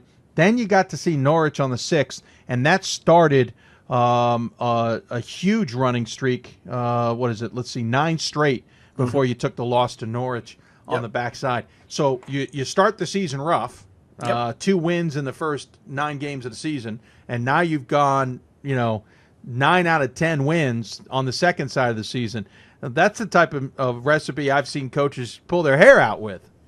Yeah, well, it's really not something that hasn't been a natural occurrence here over the last couple of years, the last 4 or 5 years. I mean, I think our non-conference slate, we always try to play up because we realize that we're part of a conference that's probably not going to be a 2-bid conference. There's only one way you're going to get to the NCAA tournament in our conference, and that's to win the conference tournament. So I've always viewed that non-conference part of the schedule as a way to prepare ourselves for league play. And, we do, like we play Amherst every year. We grab a tournament or 2. We have the local rivalries with Becker and Clark. So we do everything we can to schedule up. And, I think my non-conference record over my career as a coach is not that good because, quite honestly, that part of the schedule is the part of the schedule where we're trying to, throw the greatest challenges at our guys and to try to find out who we are. We're always tweaking with rotations and systems and what have you. So, I'm the most competitive guy in the world, believe me, when I tell you that. But I will forego victories in the non-conference part of the schedule if I believe in the belief that it's going to make us a better team in the long run when it comes to conference play. Talking to Sean Conrad, Anna Maria, head coach here. Appreciate him taking the time. Our City of Salem School of the Week. You've now taken this loss to Norwich, Coach. You got a game against Riviera coming up. You got Johnson and Wales then in a rematch, Emmanuel, LaSalle, Suffolk, and you rematch to finish the season against Albertus Magnus. So 6 games to go, and you'll play 4 of them, I believe, on the road, 3, 2, and then 1. Yeah, actually 4 at home. Thank you. I meant that. Yeah. Yep, that's what I meant. I apologize. So not that teams need a pep talk coming off of a loss necessarily, but I have seen teams playing really good basketball, including last night, who take a loss and then they come into the second game, like last night where I was watching, and clearly the wheels have come off the bus, even if it's just one loss. How do you make sure the wheels don't come off the bus and you guys can stay in the hunt here? First of all, if you want to send I'll have you deliver the message to the team because I kind of see where you're going with this. I mean, that will obviously be today's mental challenge practice. Yeah, challenge. I mean, we can't make one loss turn into 2, and we know who we are. And quite honestly, I gave them a lot of credit after the game. I didn't go. It wasn't like, I mean. I patted them on the back for winning 9 in a row and the great run that we had to play at such a high level to win those 9 because, we aren't exceptional at anything. We just, we really, bonded together and, as I said to them, like, nights like tonight, I mean, there's no reason to hang our heads. I mean, sometimes a team steps up to the challenge, and when you win 9 in a row, you become a big win for other programs. So, everyone, the X on our back is a little bit bigger, and when you have a run like we had, and we understand that, and we had been shooting it at a real high level. I think like over 50% for a couple of weeks now. I mean, which is unheard. For us, it's been a real good. We've had some great offensive percentage nights, and we've been talking about when that doesn't happen, which it didn't last night. I mean, I think last night we were 38. Actually, we were in the 40s, but it wasn't in the 50s. We allowed them to shoot in the 50s. What happens when we don't have that offensive output that we've been thrilled with for a couple of weeks during this 9-game stretch? We got to rely on our defense, and that didn't happen. We allowed them to make big basket time after time after time when all we needed was a couple of stops to get separation. So anyways, it's a long way of going about the message today is obviously going to be we can't let one loss turn into 2 losses. We need to understand that, and be very proud of what we've accomplished, but also understand who we are. And, we let our guard down a little bit on the defensive end of the floor, and we don't have that great shooting night that we had been having for a couple of weeks. There's not a team in the conference that can't beat us. And, they'll get that, man. I think they do. We have a pretty mature group of guys. I think they understand it. I mean, they were down, but they certainly know that we have our limitations. And, if we let down in any one area, and last night, again, we didn't shoot it as well as we have been, still not terrible. But to allow them to shoot 56, 57% is just asking a lot out of our offense. So, again, the message today will be, it's gone. We can't have it back. It's over. We need to focus on Saturday. We can't let one loss, become more than that, just a one loss. And that's going to happen. You have 3 seniors on this team, but not necessarily led by them. You have a lot of underclassmen. Of course, a lot of underclassmen who really at this point in time are a class above themselves anyway because, they've got this experience. So those juniors are literally seniors by this point in time. Those freshmen who have played a lot of minutes are now pretty much sophomores in experience. I'm going to hopefully not screw these names up, so apologize to all their families if I do. And I'm looking at the very first one. Pat Bradadise. Yep, Bradadise. Bradadise, thank you. 14.5 points a game. Whereas you then also have Cortez Franklin, 13.5 points a game. He's a senior. Pat was a junior. Tyler Delori, junior at 12.5 points a game. And then senior Hugh Day at 9 points a game is the senior. Leading rebounder is Franklin, 7 rebounds a game. So you're getting a lot of upperclassmen contributions, at least in the stat sheets. You do have a freshman who's 5th on the team in scoring. You got another freshman who's 7th on the team in scoring. So they're certainly getting their experience, but it's upperclassmen driven. Sure. We have a senior point guard who doesn't show up on the stat sheet. He's probably way down on the stat sheet, but he is the guy that makes us go, Mike Gorman. He usually defends the other team's, best perimeter threat, and he just, never gets flustered. He gets us into offense. He's a true point guard. I mean, he's not, a guy that, if he hits double digits anytime soon, it might be the first time he's hit double digits. Actually, I do remember a couple of games his sophomore year where he did. And he was a 1,000-point scorer in high school. So, he's really just taken a lot of pride in his leadership role of getting us into offense. And Quantez Franklin down low, about 6'4" kid, inside for us that I believe he's 2nd in the country right now in field goal percentage. He's, every night you look at the stat sheet, he's 6 for 8, 7 for 9, 8 for 10. He really, for 2 years now has been a really important cog for us inside. And shoots it again at a very high percentage. He was over 60% last year as well. And then the 2 guys on the wings, Tyler and Pat, have really become men. They have taken their first 2 years and kind of watched those before them, especially their freshman year. We had a real good run, and they, were starry-eyed freshmen to kind of watch it all happen. But as sophomore, they got a chance to play a little bit. And now they have really, come out and stepped into their own. So we're very, very happy with them, as well as Kyle McKissick, who's also a junior. So we have a good little group there, that group of upperclassmen. And then, again, coming off the bench, we have, Corey Pryor, who's done a real nice job for us, and our freshman Youssef Fidel, who is, just a crafty little scorer. He knows how to score. So we have a mix. We do have some kids that I think are really going to keep this thing on solid foundation in the future. But right now, I guess you would probably call us more of a veteran group with the juniors and seniors that we have out there. And for G and for Q, it's their last chance.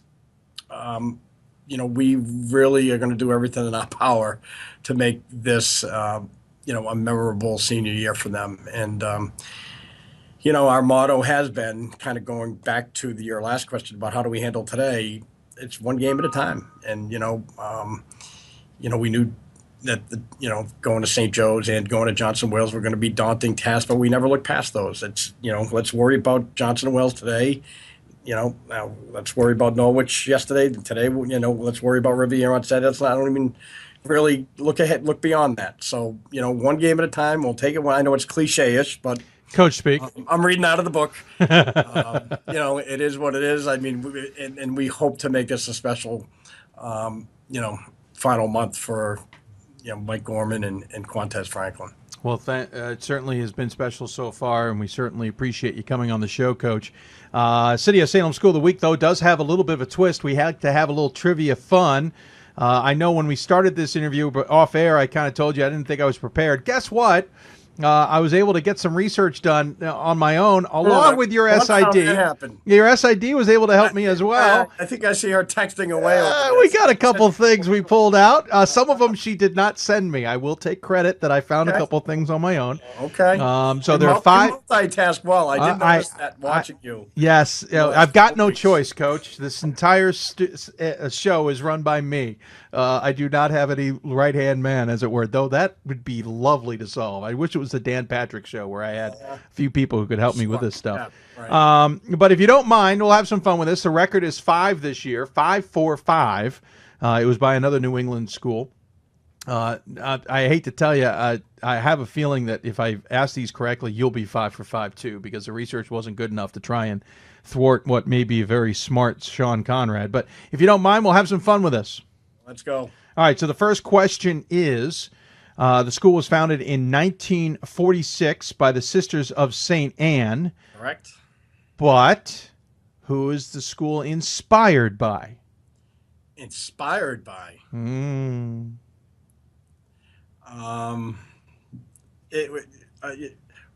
When you say inspired by, you're looking for a person? Sister Anne-Marie Blondin? You are correct, sir. Okay. Well done. I thought I might trip you up on the very first one. Esther Blondin, as you put it, from Quebec, called Mother Marie Anne. She inspired Mother Marie Anne, the Sisters of St. Anne, who founded Anna Maria College in 19... Plus one. Very good, sir. That one needs to go to the administration here. So that's good. It's not all about athletics. I got a good background here. We'll clip that one and send it on to the president for you. The next one I got for you, though, is the school is, as we mentioned, in Paxton, Massachusetts. But that's not where it was actually originally founded. Where was it originally founded? Did you already give that information? I think. Well, you said 1940s. It was in Marlborough. Yes, that's what I was looking for. Marlborough. I don't know if you slipped that out when you said 1946. Nope. Okay. No, I was careful not to mention it. No, I was careful. Just trying to assist. Marlborough, Mass, about a half hour away, give or take. Look at the snow; it's probably 6 hours now. All right, so now we'll have a little bit more fun. One of these you're going to get easy because I just like the trivia nature of it, not necessarily the fact you're not going to get it. For anybody who's not familiar, Anna Maria is actually their mascots, the Amcats. However, that's not a real thing. Despite your best efforts with the logo behind you, what is actually an AMCAT? That is an acronym for the term Anna Maria College Athletic Teams. Sports. Team sports. Team sports. Oh, you're going to... Okay, I stopped. I said AMCATs. Okay, sorry, you got me then. No, I'll give it to you. Right. But that one I just like because it's just a cool trivia thing. It's not a real animal. It's not a real mascot. You guys just had some fun with the play on words. Yep. As it were. So you're 3 for 3, shockingly. Not surprised by that. We got 2 more to go, if you don't mind. Who is the all-time leading scorer at Albertus Magnus? I'm sorry, not Albertus Magnus. Ooh. Anna Maria. It's AMC. I also call Albertus Magnus AMC. So. I think I don't know if I was going to get the first question right, too. Is Darius Watson? I don't know that for a fact, but is he the leading scorer at Albertus? I'm not sure. No, I'm looking for. I misspoke about Albertus. I'm Anna Maria. See, I did it to you. It's John Petritis. Yes, it's John Petritis. Scored over 2,000 points here. 2,434. 24-34. Yeah. Yeah, that's pretty darn impressive. Yeah. And then the last one, Coach, you guys just had a 9-game winning streak. John takes pride on the 2 assists that he had to go along with that, though. A whole 2 assists. I've had more assists in just my thinking. All right, so you guys just had the longest. You had a long winning streak of 9 games. That is not the record. What is the record for the most won in a row? 2 years ago, we won 17 in a row. It kind of been the same kind of thing. We were 3-7, and then we went on an incredible run and lost to Albertus here in the conference championship. But we did have an incredible 7-week run of 17 in a row, and that was a lot of fun. Well, hey, you certainly did well. That is for sure. I appreciate you coming on, Coach. Thanks so much. Bang up job, as it were. So we got you for 5 for 5. How about that? Thank you. Well, you kind of loaded the questions. Last couple were in the basketball arena of this school, and I usually try and at least have a couple loaded ones so nobody goes over. Thank you. Yeah, but you did 5 for 5, so not too bad. Coach, I appreciate you coming on the show. Thanks so much for being the City of Salem School of the Week honoree. As always, though, we give the coach the final word. Any final thoughts you'd like to share with those who may be watching? Again, I just want to thank you for this opportunity. As you mentioned at the beginning, this is a time or week that you're trying to get to schools that aren't generally in the limelight. We're a small little school of 800 up here in Paxton, buried underneath the snow. Unless you're in the immediate Anna Maria family, you probably don't know much about us. And the opportunity to get on here and spend a couple minutes with you is really great. And I thank you so much for that opportunity. Oh, absolutely. Thank you so much for coming on. I wish I could have blurred out all your Patriots stuff in the background. As a Ravens fan, not too thrilled. Well, if I showed you this office, or if I gave you a little Skype around this office, I'm a homer. There's Patriots, Bruins, Red Sox, Celtics. So you play basketball with deflated basketballs is what you're trying to tell me, right? I'm gonna defer. Plead the fifth. The NFL investigation is complete and conclusive. Hey, why ruin a good story by sticking to the truth, though? I mean, this is outstanding. Yeah. Hey, if it makes you feel any better, I grew up as a Bears fan and still a Bears fan, so I still got a 46-10 victory. Okay, that was not pretty. I do read Jim McMahon. Yeah, in the fridge, and Walter Payton and Mike Singletary. Yeah, if anything, nobody was going to win that game. If it makes you feel any better, Coach, thanks so much for coming on. I really do appreciate it. Have a good rest of the season. Good luck, and we'll love keeping an eye on the MCATs. Thanks so much, Dave. Appreciate it. Absolutely. Sean Conrad from Anna Maria College. When we come back, it's an Ask Dave segment. You got questions for me, I'll give you my thoughts. You're listening to Hoopsville, presented by D3Hoops.com, the National Association of Basketball Coaches. If you have questions, tweet us at D3Hoopsville. Use the hashtag Hoopsville. Use Facebook at Facebook.com/Hoopsville or email us at Hoopsville at D3Hoops.com. More Hoopsville right after this. I used to never really talk. Ever. I was scared and shy. It was hard to look at people's faces. I was afraid if I said something wrong, everyone would laugh at me. But then I started to play golf with Special Olympics. I made friends and won lots of gold medals. But I learned more than just playing golf. Special Olympics helped me to find my voice.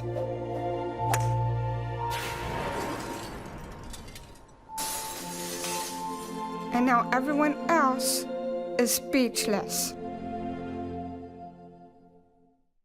We've got more schools than Division I, more fans than Division II, and more upsets than March Madness. There's 800 programs with over 11,000 games leading to 2 national championships. And we've been covering it all for over a decade. From Eastern to Occidental, from Puget Sound to Piedmont, from Southwestern to the University of New England, and from Hope to Calvin. Nobody covers Division III basketball like we do. We're at D3Hoops.com at www.d3hoops.com.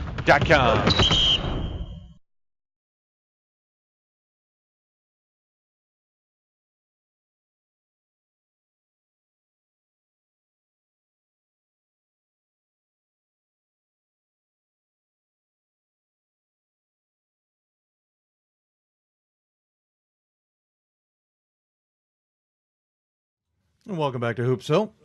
Sorry about that, folks. Video ran out faster on me than I expected. If you got any questions for us, tweet us at D3Hoopsville, hashtag Hoopsville. Email us, hoopsville at D3Hoops.com. Or Facebook us at Facebook.com/Hoopsville. It's Ask Dave things. If you have questions that you want answered, ask us those questions. We'd love to hear them, and we'll do our best to answer those questions. You know how to get a hold of us, and we'll certainly look forward to hearing from you. So far, 2 people have guessed 2 of the 3 items that have changed in this show. John and Nathaniel. have both noticed 2 of the 3 changes. There is one other one that no one has picked up on yet. And I impressed that they picked up on the first 2. I'm having some fun with this.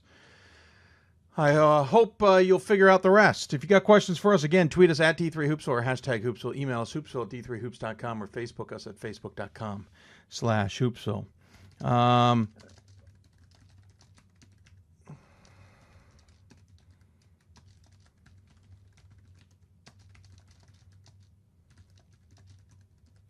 I am here, just watching, typing up the ask section here. In case you have questions for us, we certainly want to hear from you, so fire away. Again, if you got questions, let's see. You aren't wearing headphones. That doesn't count, Nathaniel.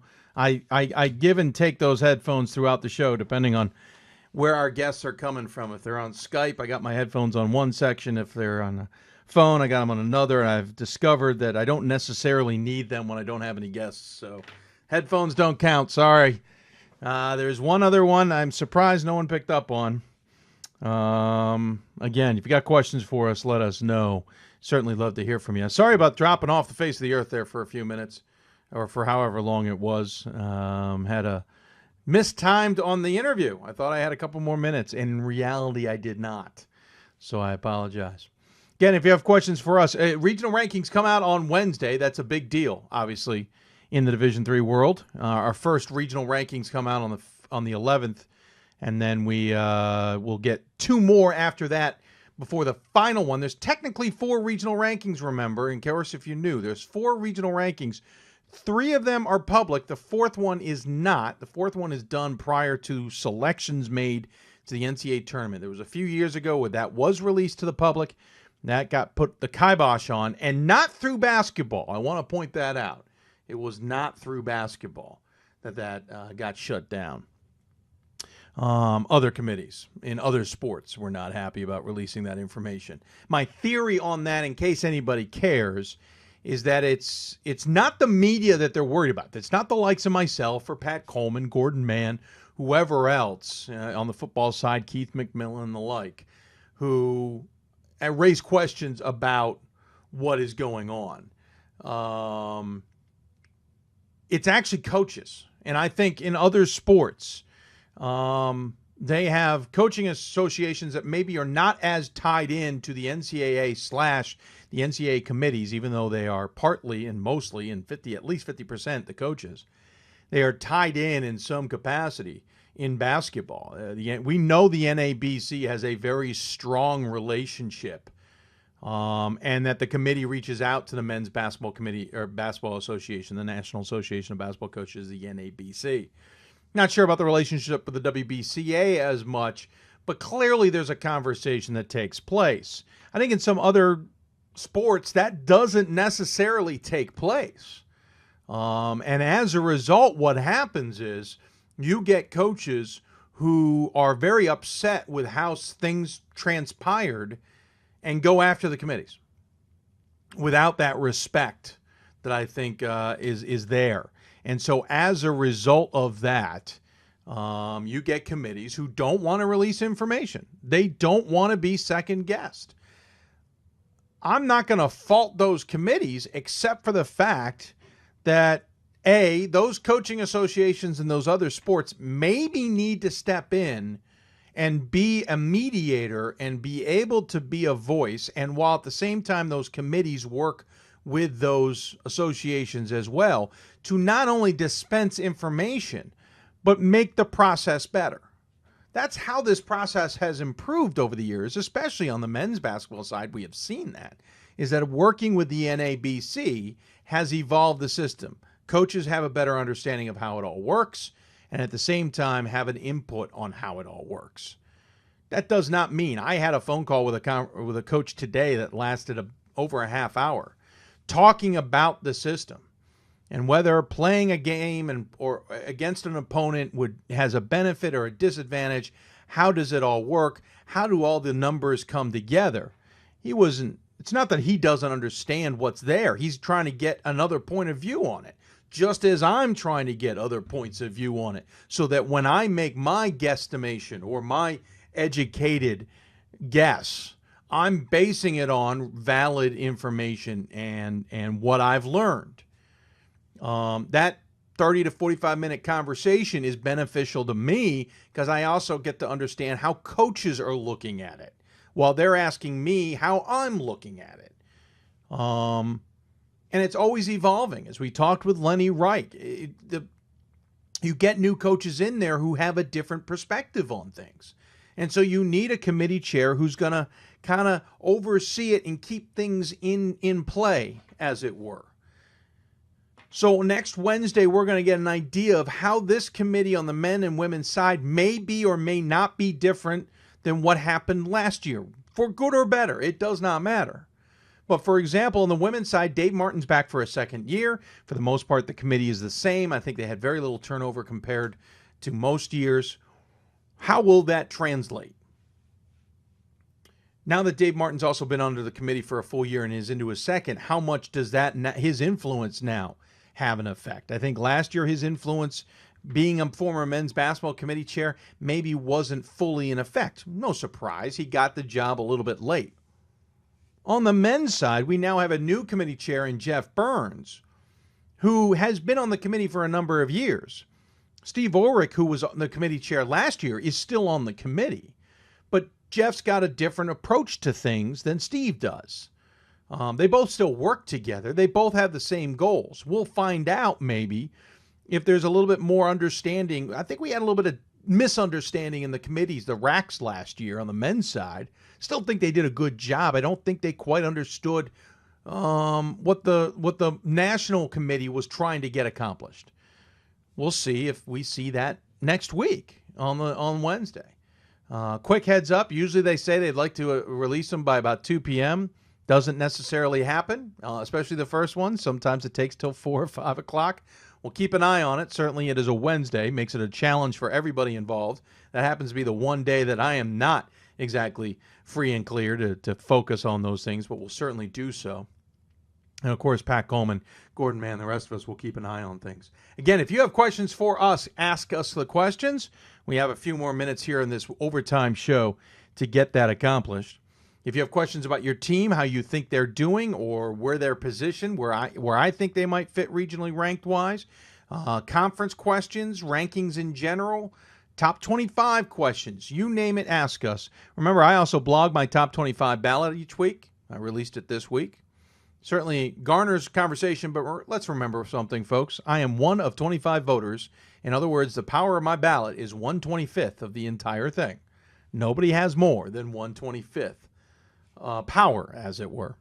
Also, we're playing a little game, pick the 3 things that changed significantly in the foreground or in the background. So far, people have figured out 2. The third one, maybe not totally obvious. It's certainly obvious, I think.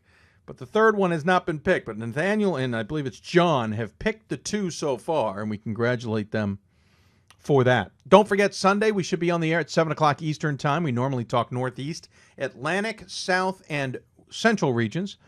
Plenty to talk about, and we'll be booking guests soon for that show. We'll be on the air 7 to 9, or in this case, much later, most nights all the way through the end of the basketball season. Any questions out there? I thought I'd open it up. We can even open up the phone line, but I don't see anybody necessarily calling us. We can certainly do that. We can maybe throw that curveball there. I'm not going to be on the air much longer. I want to answer as many questions as possible, certainly. So we will look forward to hearing from you. In the meantime, I'm going to double check the scores from around Division III, see if we've got any surprises, as it were. Quickly checking Facebook to make sure I don't see any questions there, and I do not. On the men's side of things, just significant that Regis and Mitchell are in overtime right now. Mitchell down 2 points. 7 seconds left in overtime with a chance, obviously, would probably be to tie or win. We mentioned Endicott beating Eastern Nazarene earlier. I have a feeling we'll have a Triple C guest on the show Sunday, to be determined. Otherwise, Sage got another big win over SUNY Maritime. Sage having a terrific season coming out of that Skyline Conference this year. We may chat with them. SUNY Purchase, who certainly is struggling this year, but I think starting to build towards the end, could always come into play. Got a win over St. Lawrence. Western Connecticut took yet another loss in men's basketball. This was a team that was getting some top 25 recognition just a few weeks ago. They have now lost 3 straight, including tonight, 4 of the last 5, and 5 of the last 8. Geez, even worse than that. They started the season 7-0, lost to Albertus Magnus, then lost, and that started off a whole mess of losses. Since they won those 7 in a row, they are 5-8 since. Western Connecticut, the wheels coming off the bus, as it were, for the Colonials. Lehman and Baruch played. There's a game I would love to have kept an eye on. I forgot to. We're checking live stats here real quick. And just a few seconds left. We'll keep an eye on that one.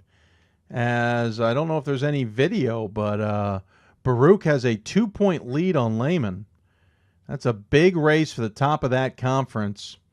Remember, we had Baruch on the show just a few days ago. Looking at the conference standings, and you've got Baruch in the lead at 11-0. Lehman's 2.5 games back at 9-3. See if we can find some video to see the finish of that one. Assuming it's over. I mean, it is not well over 2 hours afterward. I'm assuming that game is pretty much done, but you never know. We're going down to that game now. I don't see any video for it, so we'll keep an eye on that. That game was delayed, apparently. So we'll keep an eye on that live stat one for you. No, it's over. Baruch beats Lehman 72-70, so Baruch basically locking up first place in the CUNYAC with that win. A couple other things here, a couple other games we'll keep an eye on. Mary Hardin Baylor and East Texas Baptist. That is key, trying to lock up second place in that conference, the ASC. Certainly want to keep an eye on that game. That one just underway short time ago as we continue to take a look at things here. If you've got any questions for us, again, tweet us at D3Hoopsville or hashtag Hoopsville. Email us hoopsville@d3hoops.com or Facebook us at facebook.com/Hoopsville. Again, only a few more minutes, and then we'll get going here to wrap up this show. Again, back on the air Sunday, 7 o'clock Eastern Time. Trying to see if there's anything else. Let's check women's basketball really quick. Nothing of note so far that I see. No major surprise scores that I'm picking up on. I could be wrong. It always happens. I know we had some ASC games going on that were certainly important, but I don't see anything that tells any stories to me. I think it's pretty status quo. Lancaster Bible and women's basketball getting yet another win. Beat Valley Forge. So I don't think we got anything there. Looking at the Mary Hardin Baylor East Texas Baptist game, East Texas Baptist is now up 50-35. 48-37. I gave the wrong points to the wrong team there. 48-37 with less than 13 minutes left to go in that one. We'll keep an eye on that one throughout the rest of the night. I'm going to guess that's it for questions, folks. So we'll probably sign it off. Thank everybody for tuning in. I want to thank all of our guests. Of course, from Catholic, Steve House. Lenny Reich from the Great Lakes region, SID at Mount Union. Of course, Coach Marone, Kelly Marone, and John Carroll for coming on the show. Also, thanks to Bethel's Coach Herbie. Appreciate him taking the time. We may hear from him by the end of the season when we're not necessarily talking about his team. I think we'll bring him on. Talk about regional rankings and such. He certainly has a very good pulse on how things work. Also want to thank Coach Conrad from the AmCats of Anna Maria for coming on the show as well. And, of course, from Lancaster Bible, Coach Tag on the show. I want to thank all their SIDs for their assistance as well, as we always do. If you have any questions for us, even when we're not on the air, you can tweet us at D3Hoopsville or hashtag Hoopsville. Email us hoopsville@d3hoops.com or join us on Facebook at facebook.com/Hoopsville. Don't forget, Sunday we'll be back on the air 7 o'clock Eastern Time. Cover it all. You can catch it all here, hear from the guests, hear from coaches and players and the like from around. Congratulations to the 2 people who guessed 2 of the items. We'll talk about sending you guys shirts because you at least found 2 of the big items. And I will We'll wait to give up the third one, just in case some people watch this on the archive and can figure it out themselves. So while two of you got it, and I'll probably give you guys shirts, I'm going to wait out to see if a third person can figure it out. 3 things that significantly changed between segments since we recorded some segments today. I want to thank all of you for tuning in. Thanks so much. We'll be back here Sunday night, 7 o'clock Eastern Time. And plenty more ahead. Thank you so much for tuning in, everybody. Got a lot of basketball still left to go, but regional rankings coming up in less than a week. It is an important time of year in Division III basketball. Good night, everybody, and thanks so much for tuning in. We certainly appreciate your patronage, and we'll see you on Sunday night right here on Hoopsville, presented by D3Hoops.com and the National Association of Basketball Coaches. Good night, everybody.